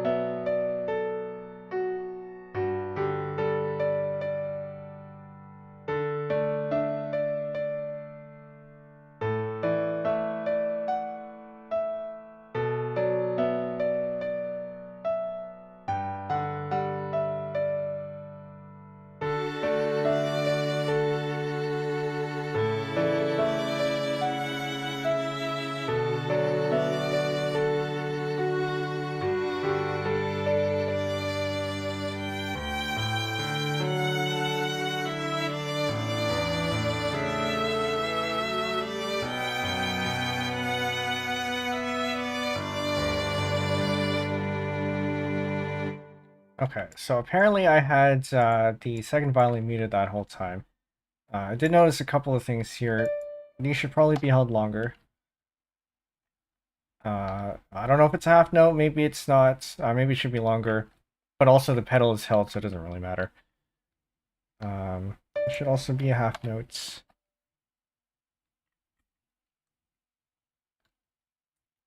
Half note or whole note? No, this one's a half note. Funky stuff sounds better with the Windows MIDI, or with the Windows sound font. Yeah, and I think a lot of the files that do come with Windows, they are more funky than COM, or at least fast paced.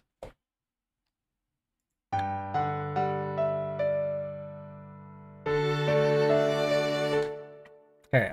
The other thing I noticed is that this part is way too long. I think we need to introduce the string sooner.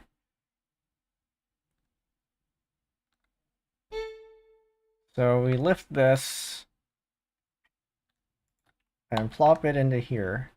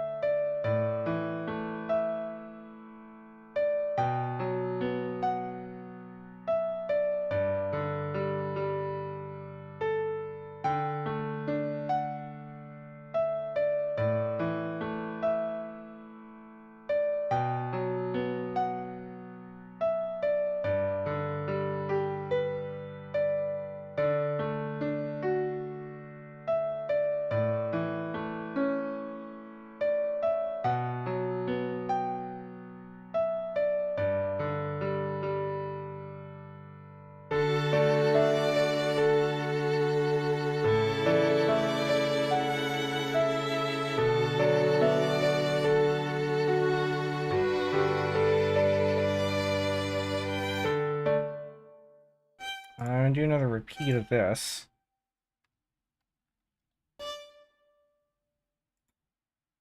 But I do need another note to put in there. Something about this doesn't sound right though. I think this might need to go up an octave.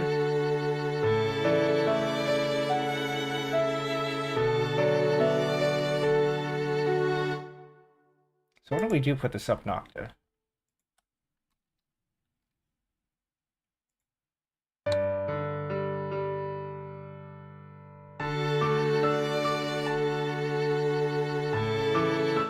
And I need some more context.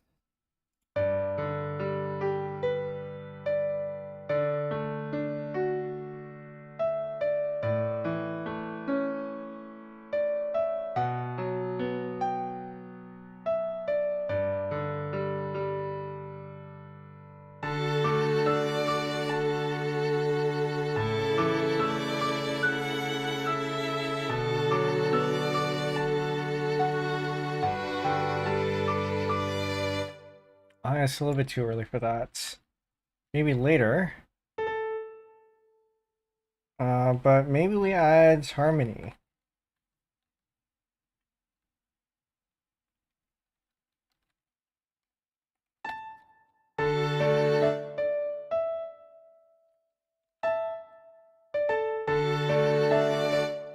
No, that's not good either. Hmm.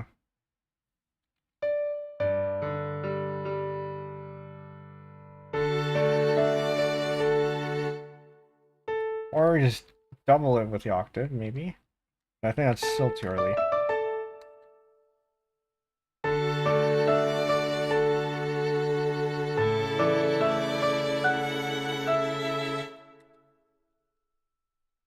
Or we double it with the octave, but move it down one. I think that might actually clash with some of the stuff in the left hand, but maybe that's okay. No, no, absolutely not. Okay. Maybe we'll just keep that then.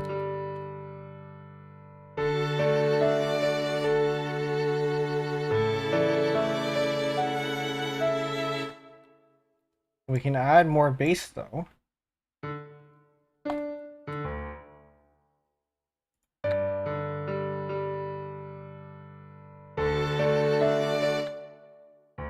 Well, let's put this on the second voice. I think I like that.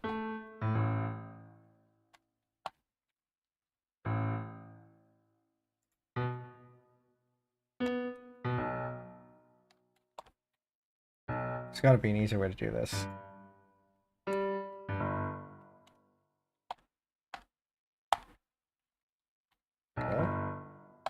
There we go.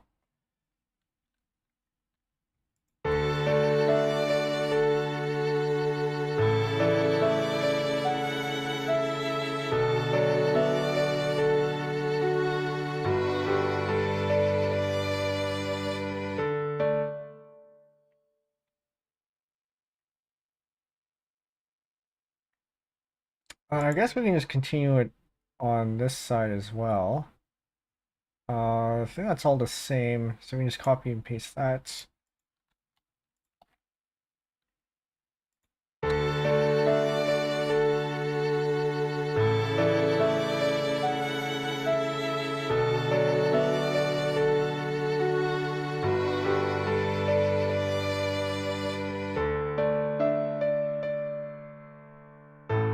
I kind of like that drop, actually. Maybe we'll keep that.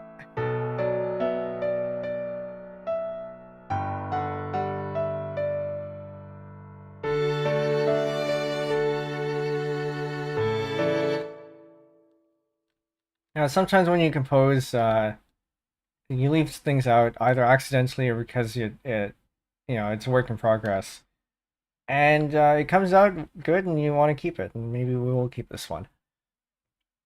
But yeah, so this jump here has just increased the difficulty of the piano because now it's an octave, and you have to move your hand to be able to get from here to here to this jump here.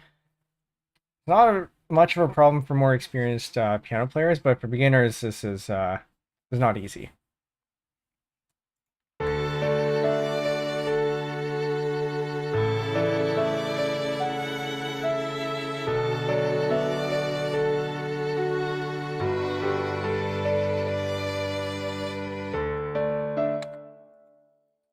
Do I want to turn this into a half note?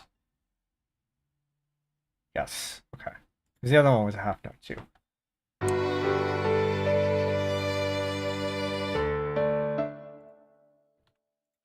I guess I can copy over the cello portion, so at least we maintain some of the strings.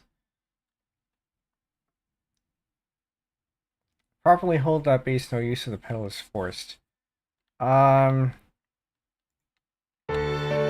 You mean like keep it constant?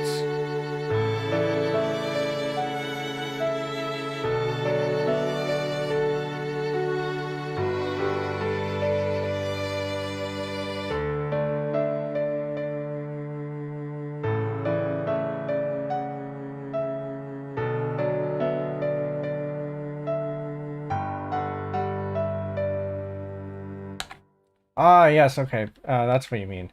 Yeah, so because we can't hold this, we have to make use of the pedal to make sure it's sustained.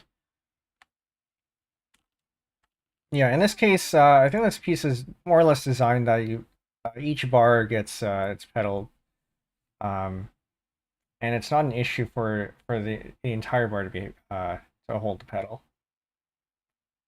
But yeah, definitely, as you said, if you want a crisp melody, and you want certain notes to have rest in between, that can absolutely be a problem.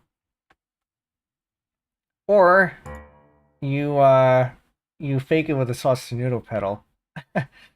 Although actually some pianos don't have that anymore.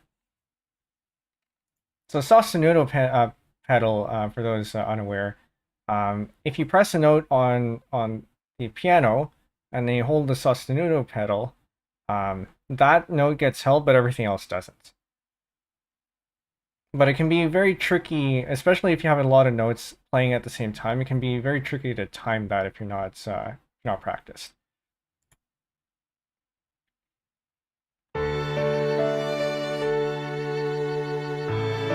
It's sus.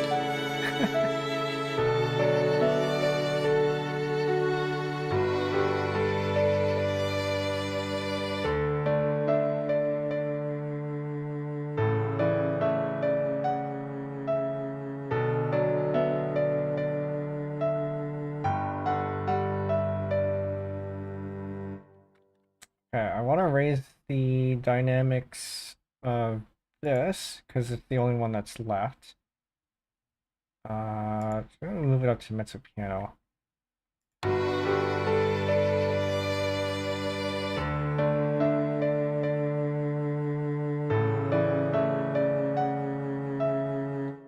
And then now we can actually turn this into a proper bass line because we don't have any other instruments in the way.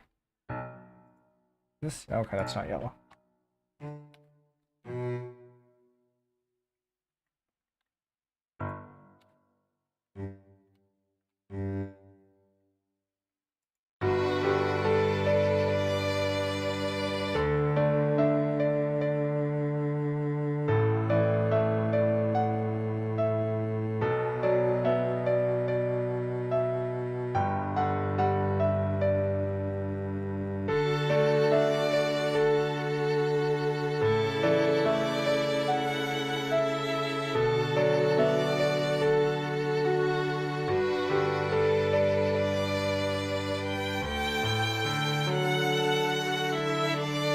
Okay, well, that's pretty good. Yeah, one of the advantages to MIDI is that it's not a real instrument, so you can do crazy stuff with it that are impossible with regular instruments. Although I guess for something like this, you could fake it with a second piano. It's a little bit overkill, but it is possible. But certainly for jumps that are extremely large, so for example, a violin can't jump. Yeah, I don't think they can jump that quickly. So jumping between these two notes, very easy in MIDI, but not so for a human player.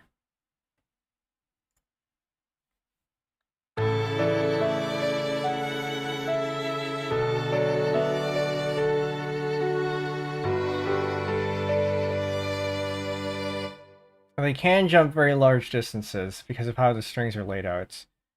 And definitely more easily than piano can. I don't know about that specific jump though. I don't play violin. My sister used to play violin, and then stopped. And I've never actually been able. I've never looked at the range of how violin string maps to the uh, to the staff. So it's hard for me to visualize what jumps are possible. But say from an open string, actually, you know what? For an open string, and then yeah, that might actually be possible because you have an open string on the lowest string, and then you have your finger very close to make it on the thinnest string. Yeah, that might actually be possible. Never mind. But I think you get the idea. Certain instruments is a lot harder.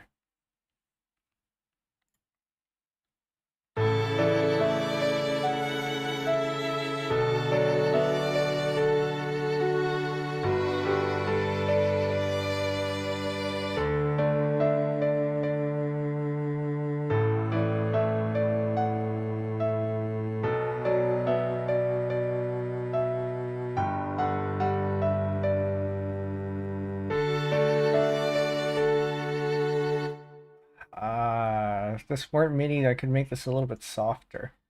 I technically could.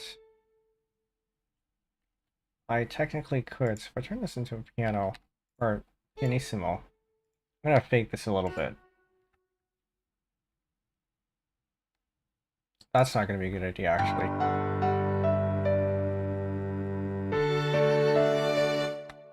Let's not. Okay, we're gonna listen to this from the beginning and see how it sounds. But yeah, the large jump might actually be easier than some of the other jumps because your limitation is more of your fingers in your hand and how far they can stretch on a violin. So you actually the hardest ones will be on the same string, and then jump from very far up on the fingerboard and very far down on the fingerboard.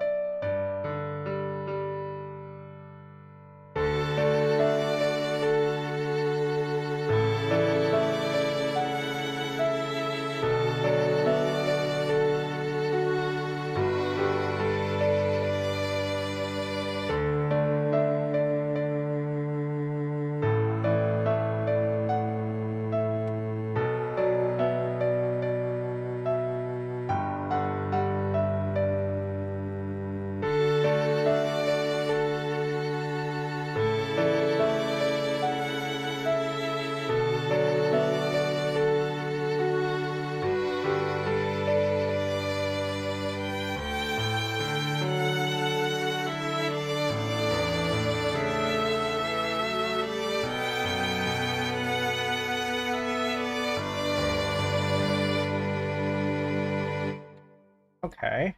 So now that we've added strings, this part sounds a little bit boring. Maybe we'll need to touch up the left hand or the right hand or something to add a little bit more texture there. This part does not sound good. It seems like it's a little bit too early. So maybe simplify this even more. Maybe we'll just complete the chord here. This I think we can keep. And everything after that I think we can keep. So let's start with this one.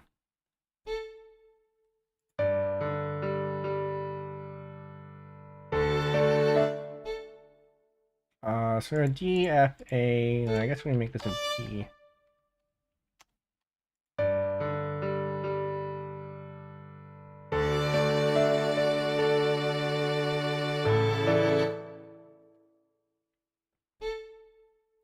What do we have here? This is an A, A, C, E. We have an A here. What are we missing? I think I'm gonna just end up duplicating whatever's in the cello. So this one would be a D.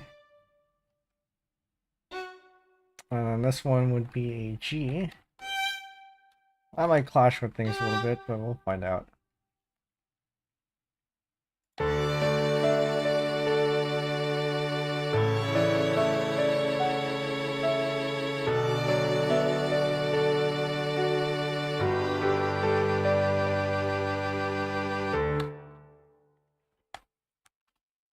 See, for example, characters with long ears. Yeah, we'll definitely check that out afterwards as well. Thanks. Something about this doesn't sound right. Can I move this up an octave?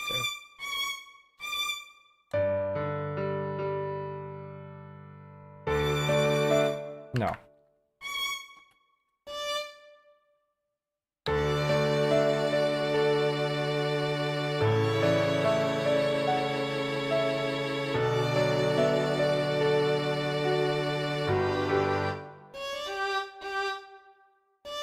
This needs to be different notes. Something that's not lower than the second violin. What was the original chord for this one? This was a G? This is a G. G, D, B. I'm gonna keep this a D.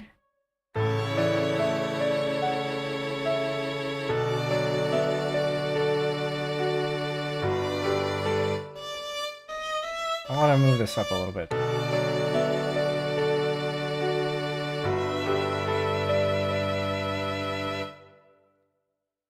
What's the 7th for the G? G, B, D, E. No, that isn't a sub. No, F.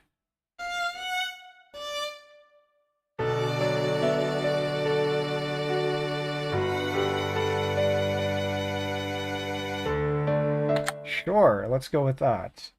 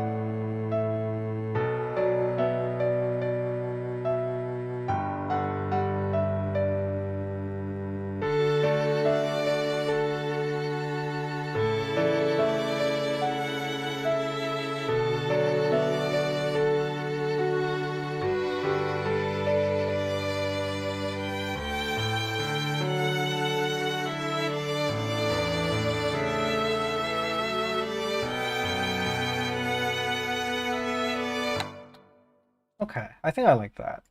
Yeah, it turns out you're right. This is a G major 7 chord, which is fine. That's fine.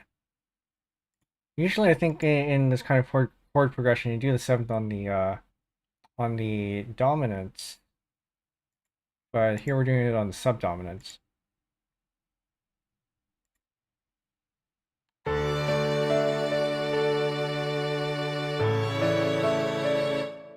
And then, well, if you turn this to an actual 7, not a major 7, it's gonna clash. Yeah.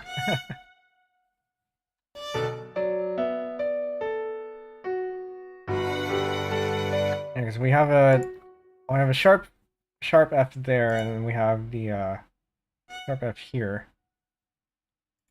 Oh, yeah, I think that'll work pretty well. Okay. Yeah.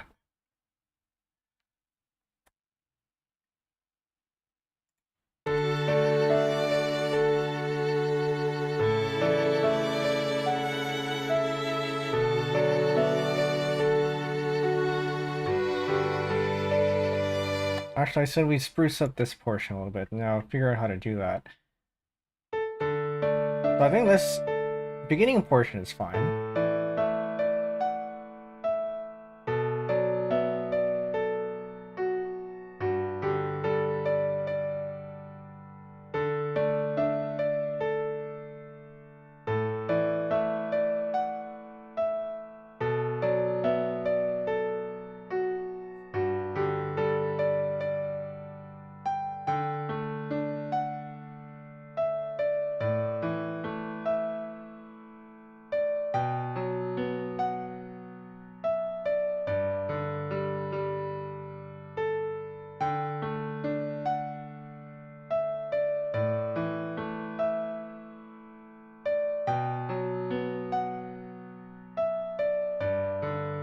Actually, now that I listen to that, that's fine.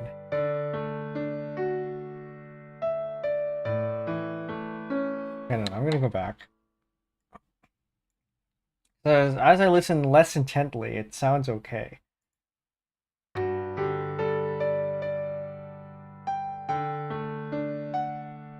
now that I listen to it and focus on it, then it doesn't sound okay.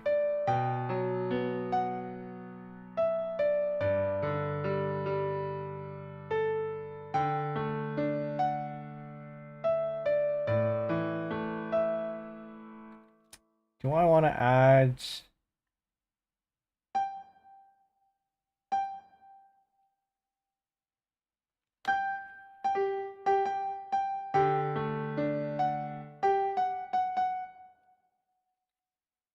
Maybe? I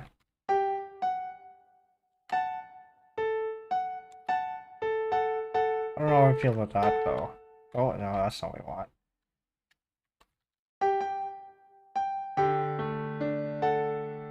Actually, you know, that's not too bad. Maybe I should choose a smaller interval, though.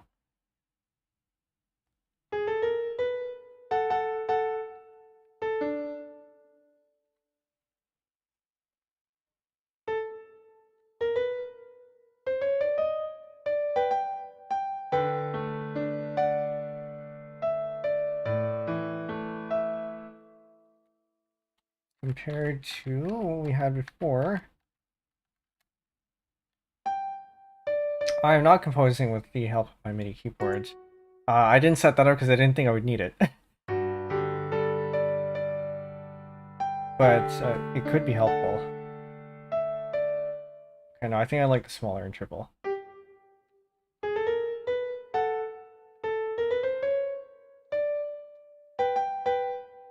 I just know enough theory to make things work, I guess. And can visualize the keyboard in my head. No, that doesn't sound good either.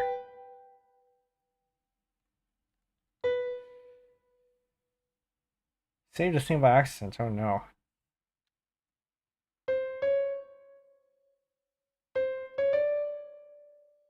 Is this a D? Can we make this a D?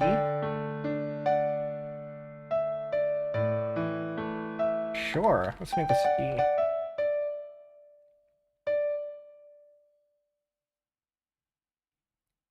Yeah, usually if I'm working in Follow where I don't, or I'm messing around and don't really want to save, I'll make a copy of it first. And then work on a copy.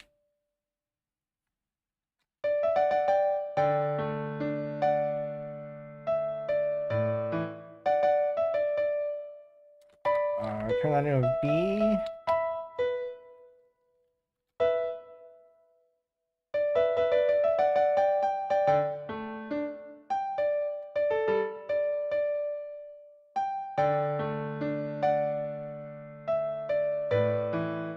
Ooh, yuck, no.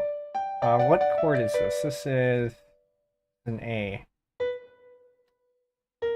Move this down.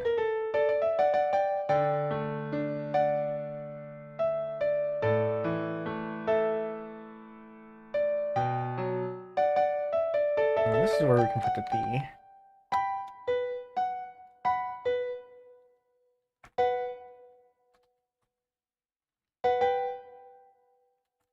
I think I might have lost a note. Hold up.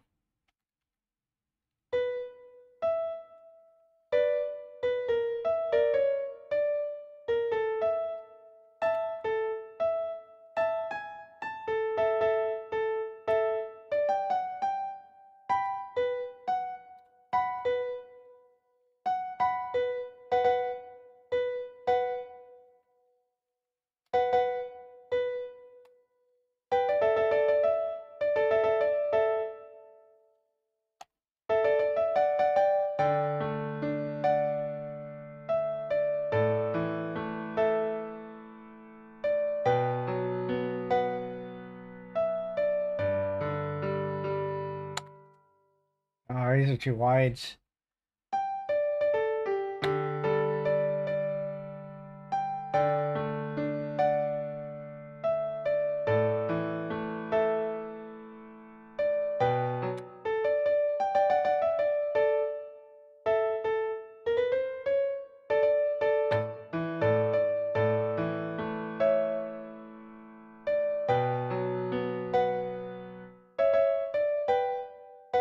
Is this one too wide?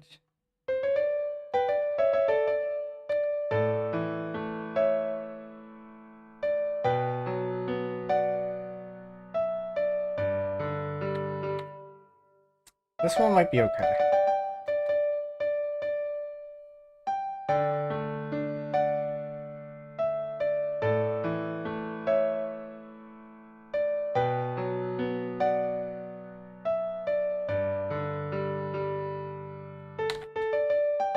we add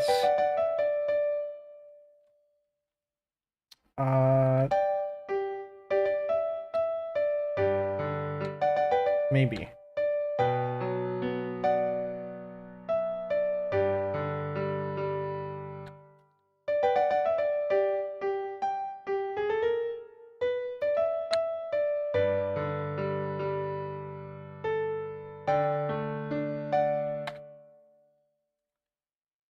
Start from the beginning here.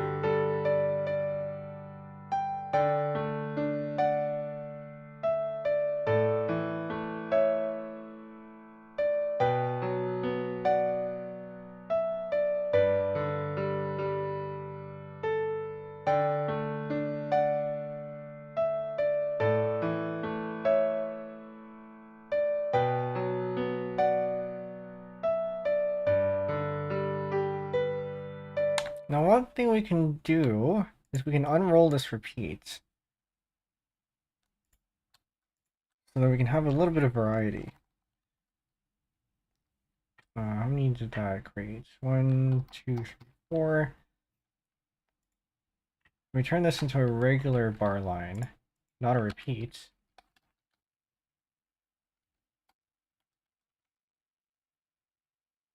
Find the bar lines. There we go.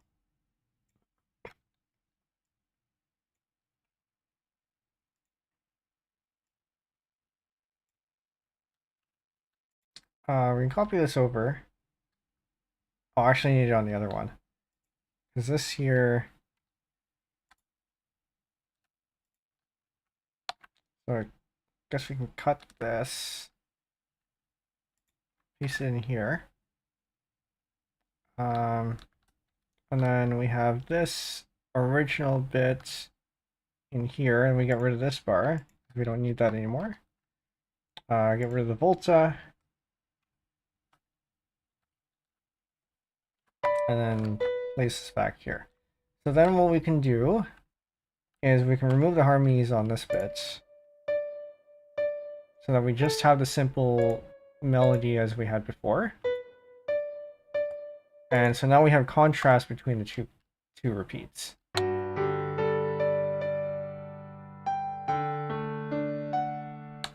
Listen to that in context.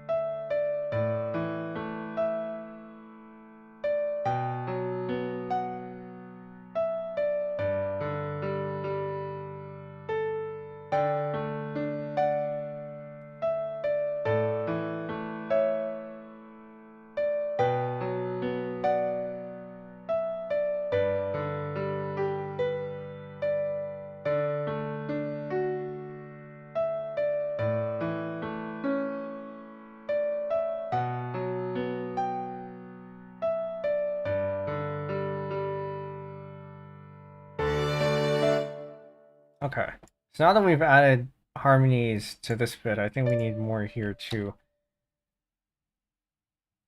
It's always a balance between keeping something simple and then making sure it sounds cohesive. You don't want to put in all of your notes all at once at the very beginning, because then that leads nowhere. But then you have to not make the beginning sound so boring that you don't want to make you don't want to go through the rest of the piece.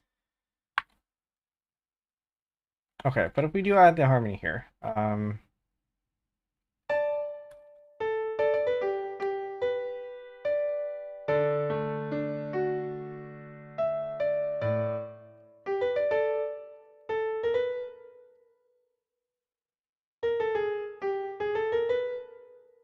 leave that one off maybe. You want A there and then the B here. And then I guess... No, it's probably not right.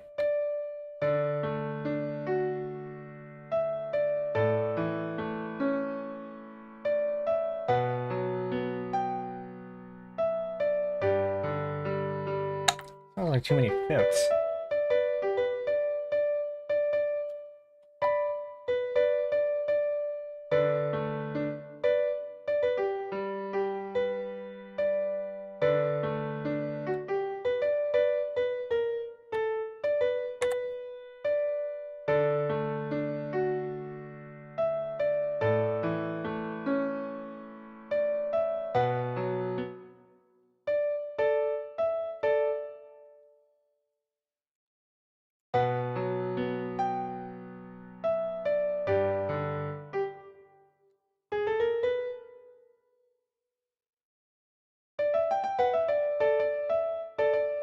Maybe.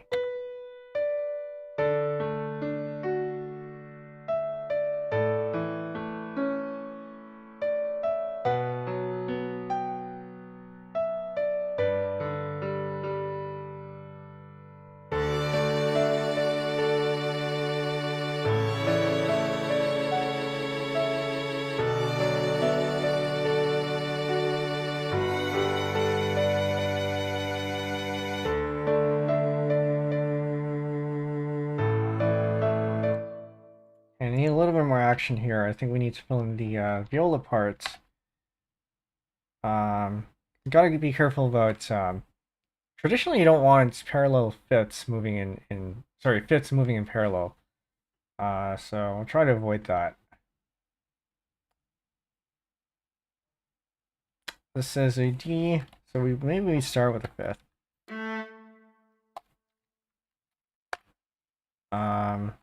Which means we can actually probably just copy what we had before here in the other portion. Or not. Because that's a different note.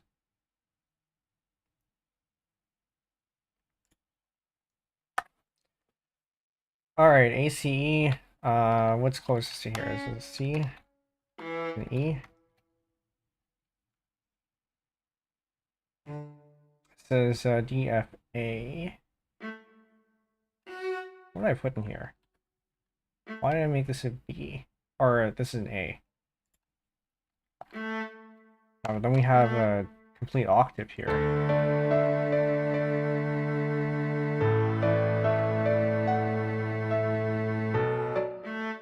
I could just put A's for all of them.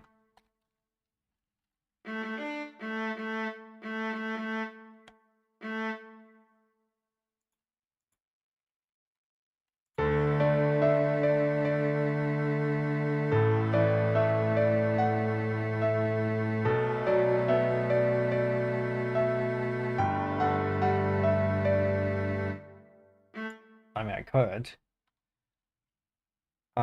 This one is a B, D, F. Raise this up to a B. But then I think you end up with another octave. You don't want that.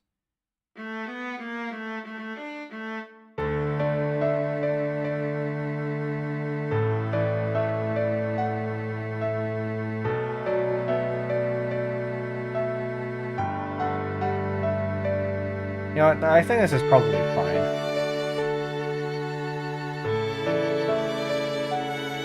Yoshi's story. Interesting.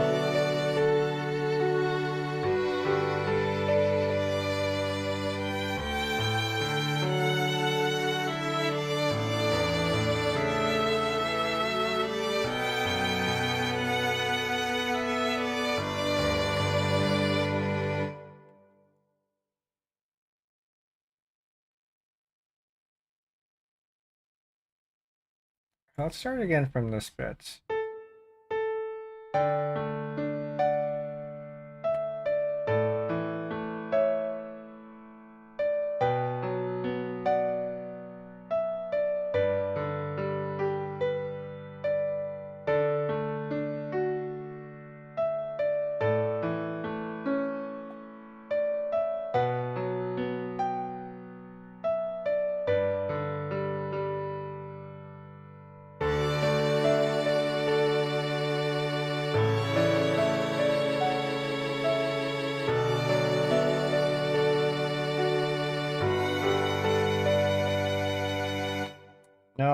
No, this is not the right note for that.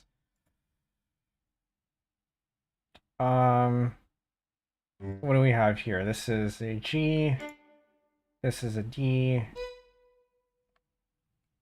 This is a B.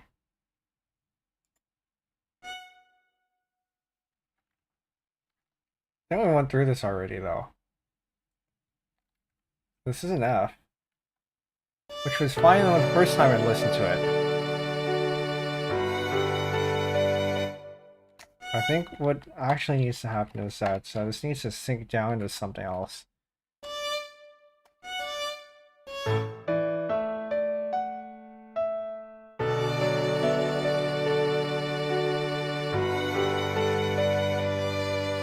Ah, there you go. How to resolve. A little bit higher. Here?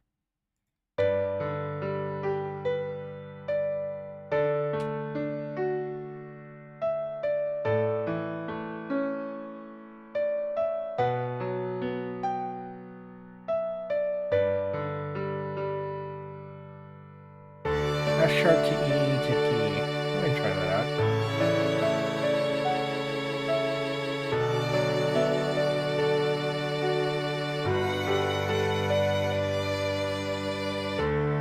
Problem is we don't have a D here because we don't. We mute the violins.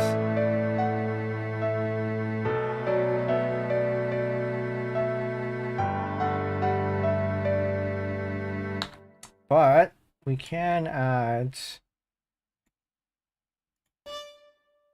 We do this. Make this quarter notes. We can sneak that in, and it would be nice to have a little bit of a movement where everything else is not moving.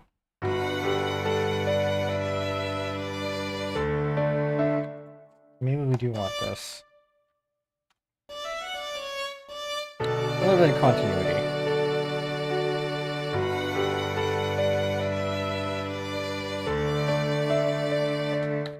And we don't have to resolve, you're right.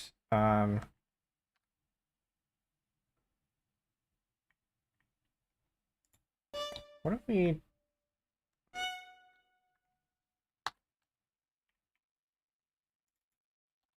What's that over? Dotted half. Well, let's give your idea a try. So we have dotted F sharp, quarter E, and then D in the next bar.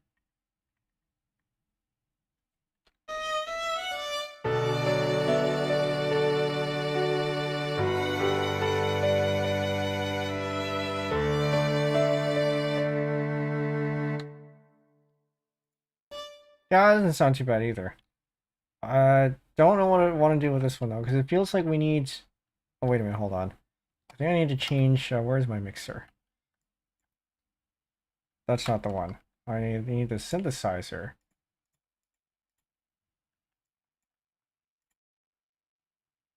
Single note dynamics and velocity. That's already there. Switch all sounds too expressive. I don't know if this is actually going to do that. I think I might need the other sound font loaded. Try that.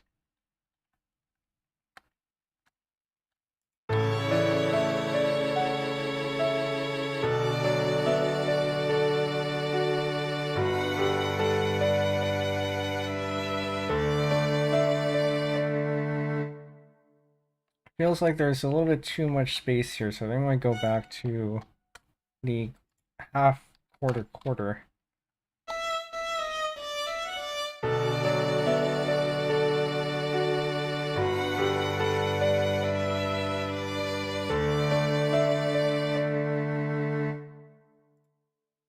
This needs to fill the whole bar. Let me stretch the other one instead.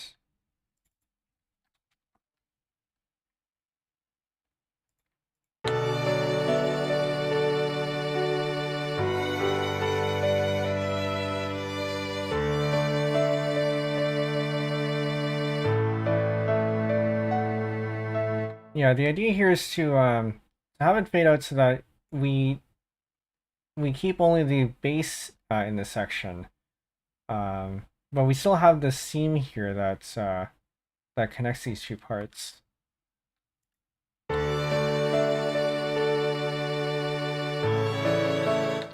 Okay, so for the dynamic to work properly, I think we need to have a second. I think they fixed this for MuseScore 4, but not in 3. So we might need to add a hidden.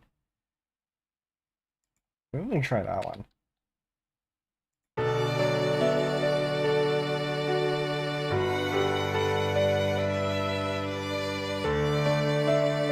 Why isn't that sounding like... Is it because this needs to be over here for it to work? Where did I lose it?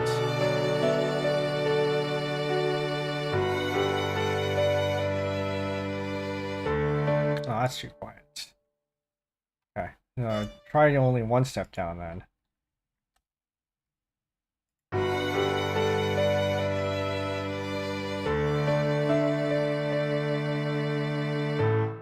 Okay. So now we hide that so we can keep it for playback, but keep the rest of it. Because I think that's what we want it to look like. And hopefully it still sounds like that. Okay, we might need to put this one in first and then the other ones in.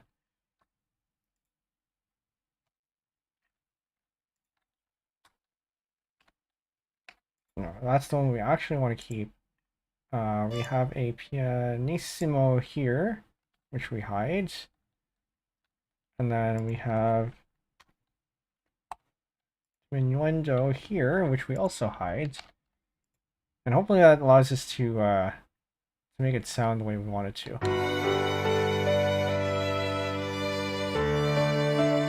I don't think it does.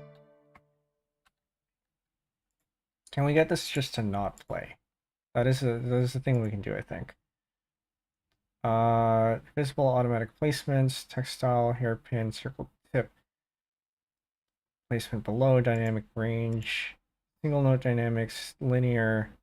Move this down. Or you can't move that down. Continue height, line saw continuous. There was a thing here that allows you to...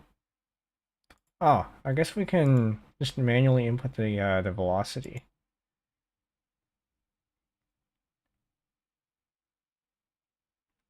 So what's the velocity difference between this one, 33, and then a piano is 49.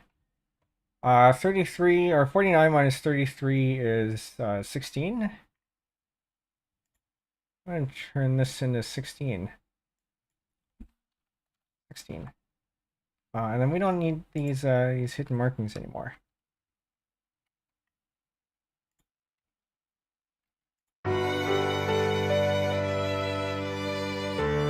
There we go. I thought that actually worked.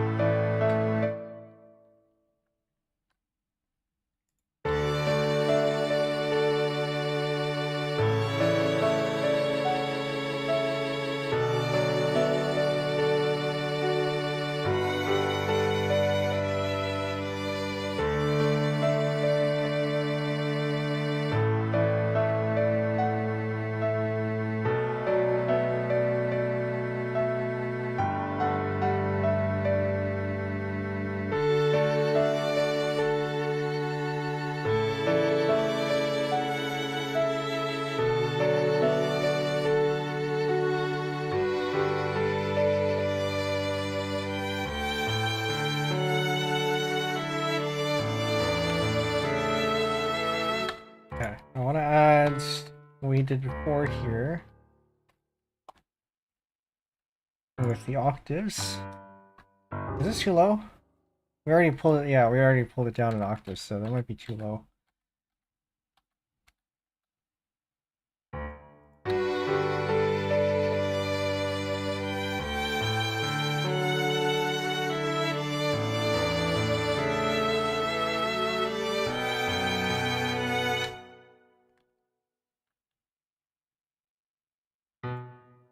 This needs to be similar to the other ones. Well, we had a problem before. where it didn't sound good.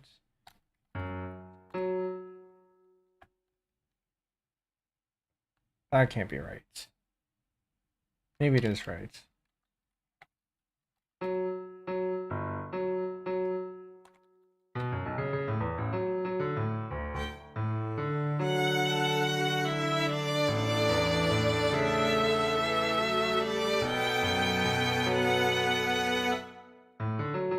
Yes and no. It's not wrong, but I think the jump is a little bit too high. The other ones jump by third. But this one we might have to jump by fourth.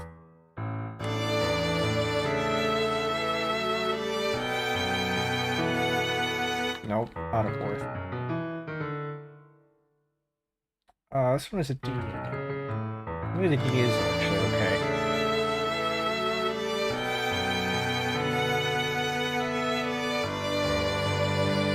Okay, so what was I so concerned about before? That didn't sound too bad.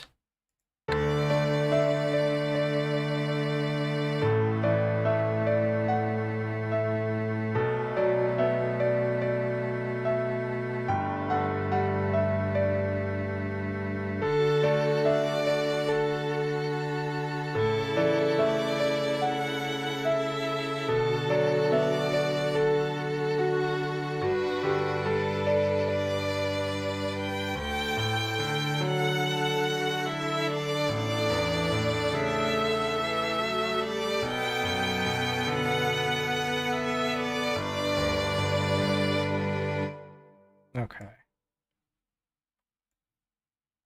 I think we're going to need to add more stuff to the viola here. This part is fine. And then we need to get this portion to be similar to what we had here. How did I make this one? What is that supposed to resolve down to? Actually, I don't know, because this one wasn't exactly anything either. Or at least I don't think it was. So if anything, I think this ends up resolving down to a G. I want this to be a G. Follow the chords. That means that the next notes, starting from the bottom up, might be A, B, C. Probably not going to sound good though.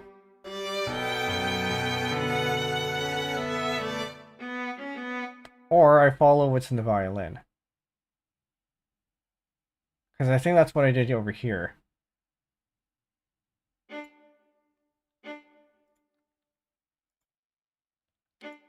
I could just outright copy that.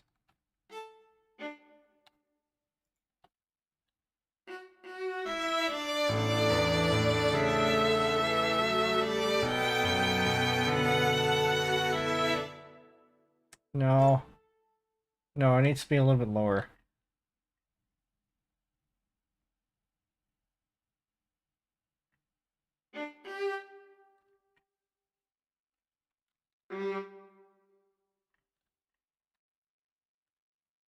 So I don't want to outright copy that, but I can move it down. I keep finding this. Relayouts. Maybe this is okay?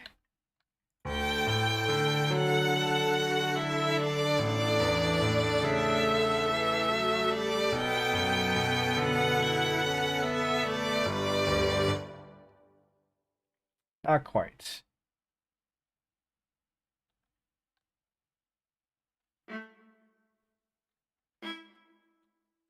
One more down. Let's get rid of the slur for a bit.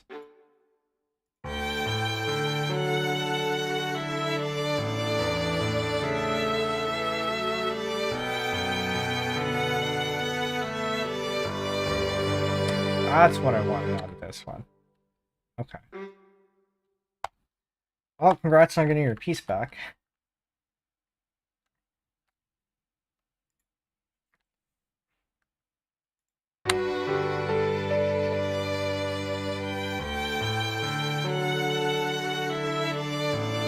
three pieces, nice.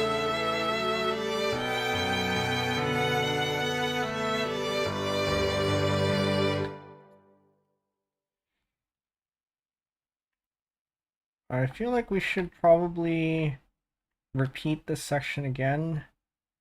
Sounds like something that should be repeated. I need another half note here though. Yeah.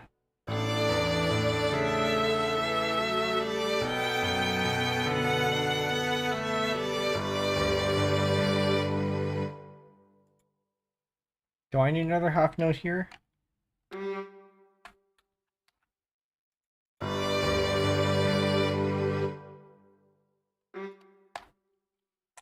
Do I want the dotted... Oh, don't do that.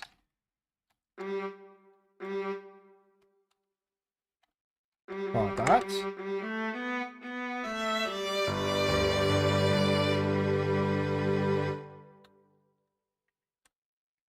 Maybe?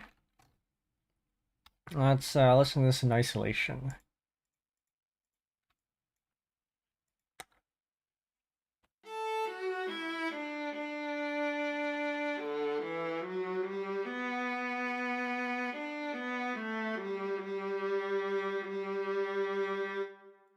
That might be okay. With the melody.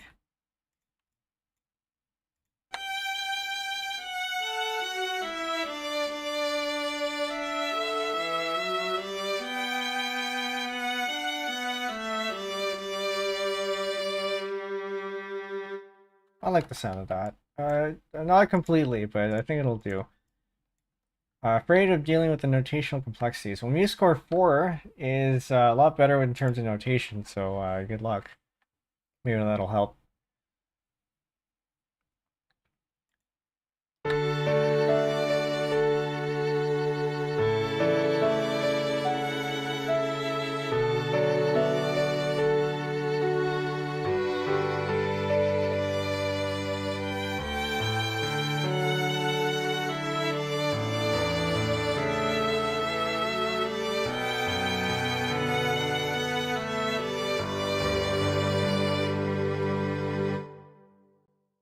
Yeah, we're definitely going to want to do a repeat.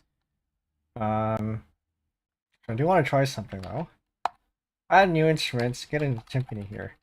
I don't think we're going to keep this, but I do want to hear how it sounds. If I remember where I wanted it, though.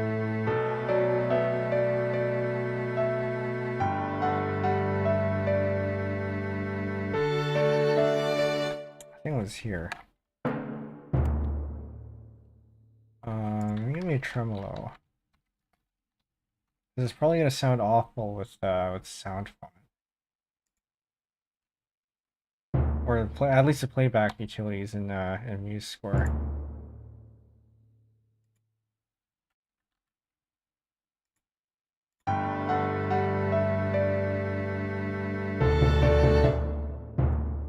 A bit faster, please.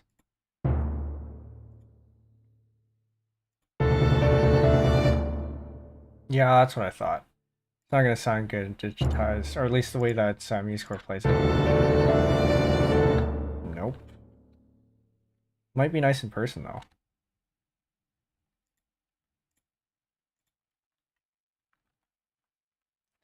Yeah, you're right. I should probably add some dynamics here.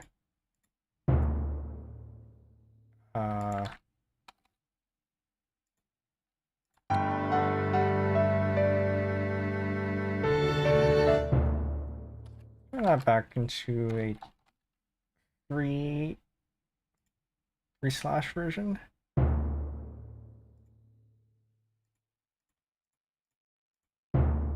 So for those unaware, this is a notation for a roll, and that's where you hit the note. So the timpani is a very big drum. It's a tuned drum, so you have notes on this drum. And one of the techniques for drums, especially things like these, are rolls, and that's where you hit the drum in succession very quickly, and the same notes very quickly.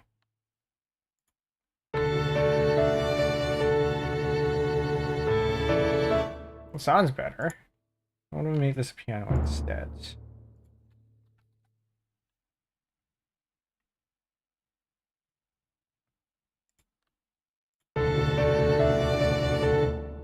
Any louder and it sounds off.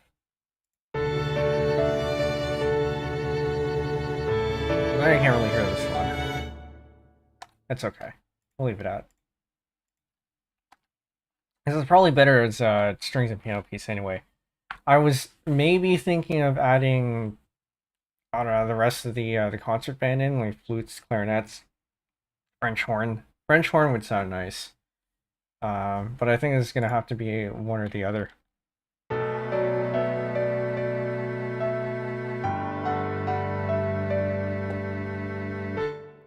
Like for example, if we add a piccolo,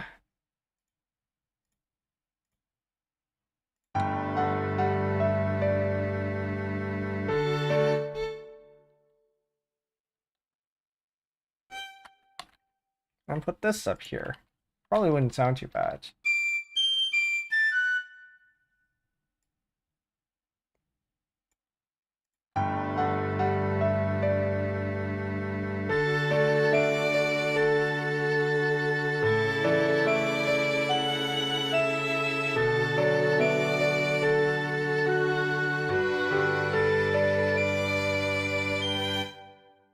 Actually sounds really nice. Maybe we'll explore that in another section. Or maybe we'll make variations of this and rearrange it for concert band or something. There's definitely a lot of stuff here to explore. Because having the textures of the other instruments can be really nice. But you can't stuff too much into one piece. Okay, so let's finish this repeat. And then I think we can call it there.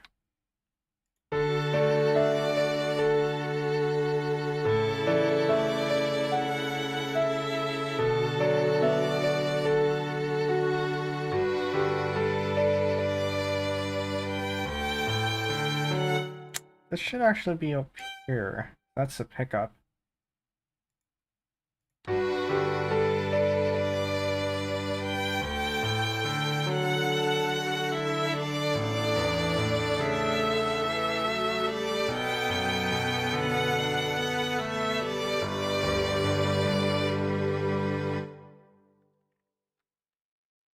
Do I want to just do a simple repeats? Let's try that out for now.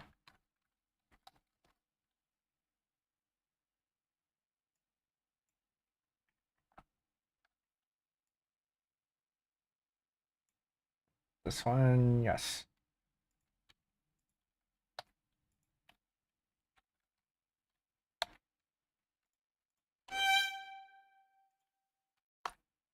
So maybe make this a dotted. Of course, when I start on that bar, it doesn't sound good. Why?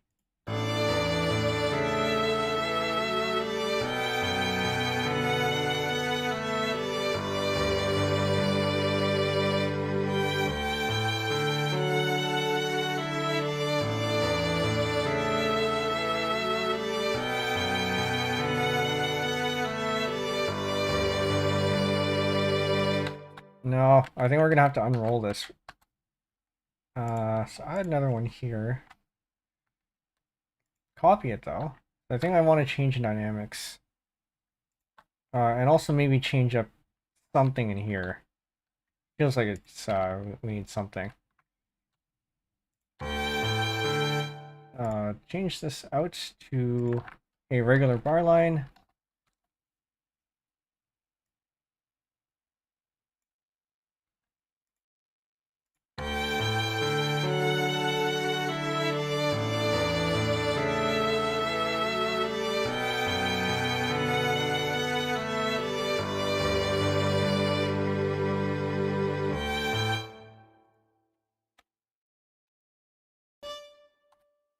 Redo our modifications there.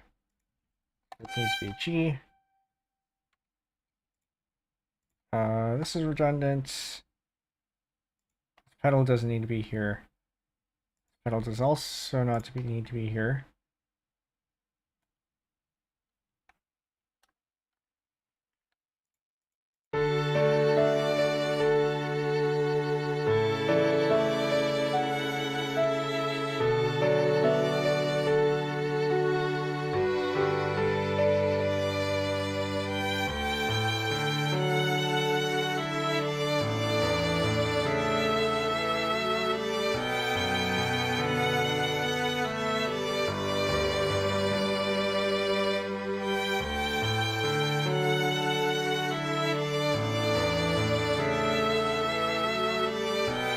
want to do with that? I want to put something on the right hand.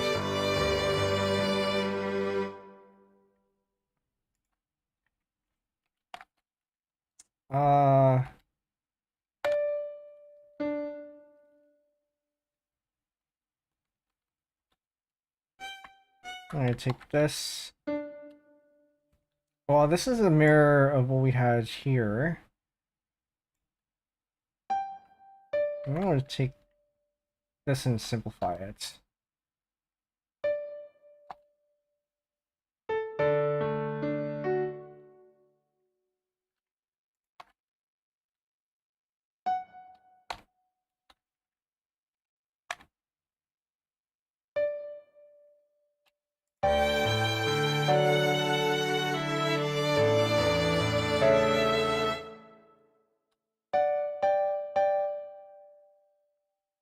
Maybe we make that octaves instead.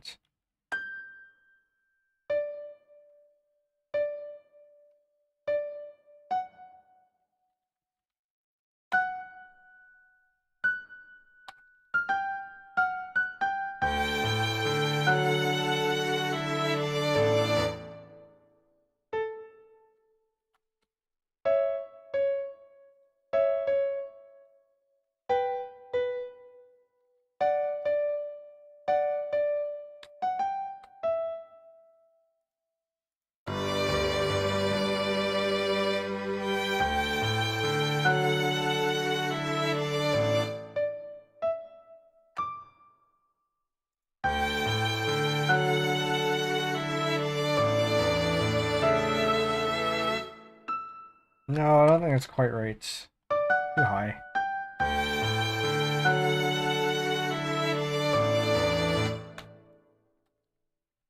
Actually, it might be okay for the first bar, and then we keep these harmonies for the second one.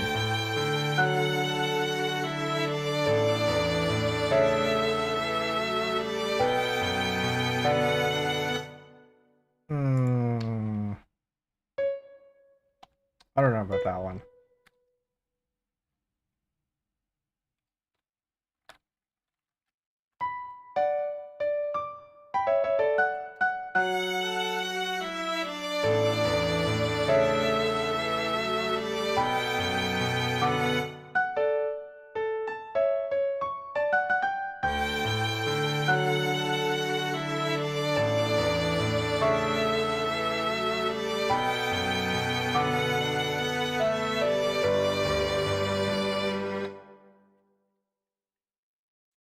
Close, not quite.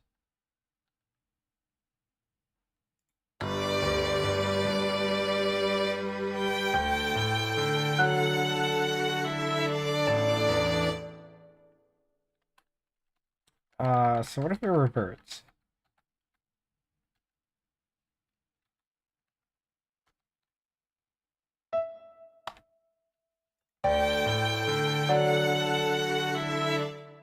But then just put this whole thing up an octave.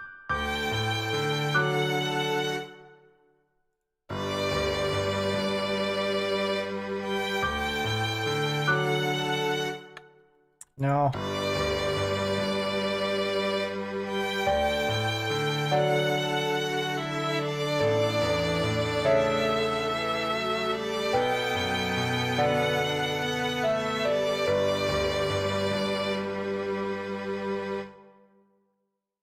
Okay. I think we can leave it there for now. We come back to this another day. But first, we'll listen to it from the beginning. And I'm going to put in the full screen so we can post this onto Twitter and whatever else we decide to put it on. Okay. Well, maybe say hi to Twitter, maybe say hi to Clips or whoever. But this will be clipped.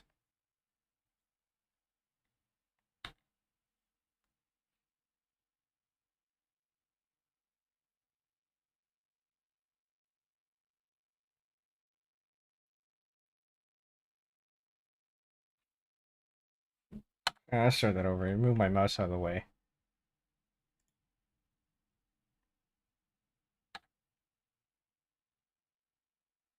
Once more. how to do things properly.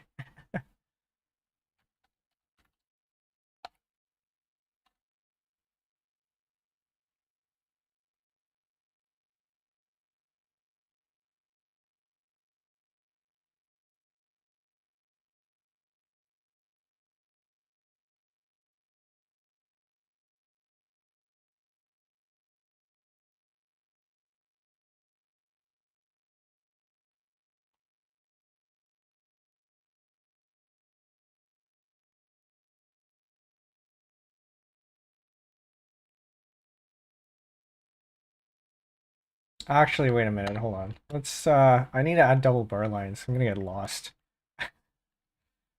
Let's add that and then we'll do the recorded clip. Where are we? Um Double bar line here. Double bar line here. Another one here.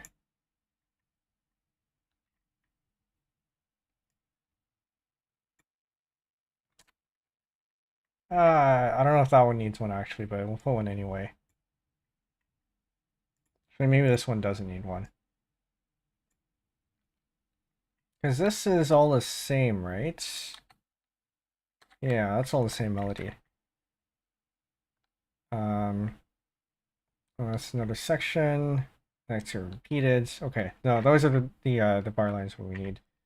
Maybe rehearsal marks are better, but at least we have this. Okay, now for the actual the recording. So say hi to Twitter or wherever. Where is my cursor?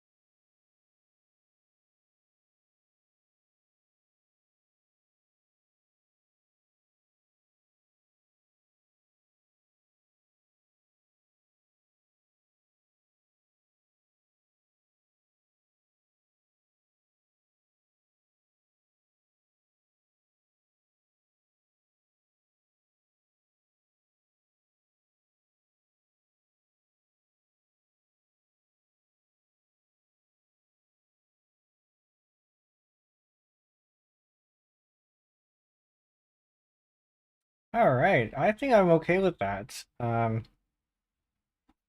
think this still needs another session to before we can actually call it done. Um, but it sounds like we're maybe halfway through, maybe 2/3 of the way through. We'll see. It is already 2 minutes in, which is a little bit surprising. But I like the sound of this so far. We can make it better. We can finish it. But that will be for another day. Um, and also, just to reiterate from before, I did actually want to use something from the the improv stream from last week. So we will do that again. And it's definitely going to be a lot more experimental than this one. But I can't wait for this to be finished. I don't know if we'll work on this again next week. I still have to make the schedule. But I am stuck for what to do for the music portion next week, so maybe we will. Maybe not. We'll see. But yeah, other than that, thanks for joining. Hope you if you didn't if you aren't very familiar with the music composition process, hope you learned something. I am planning on doing a music theory learning stream, or teaching stream rather, at some point in the future. So if there's anything that you want to know about, shoot me a message on Discord, or wherever else. Leave a comment in the under this video, something, and I can definitely compile those into a stream. But with that, I hope you enjoyed. I will have this file available for downloads soon. Got to figure out where to put it first. But other than that, you can play. Once it's out, you can play around with it, and see if you want to finish your own ending, and maybe compare it to how we'll finish it in the future. But until then, that's it for today. Thanks for coming, and good night, everyone.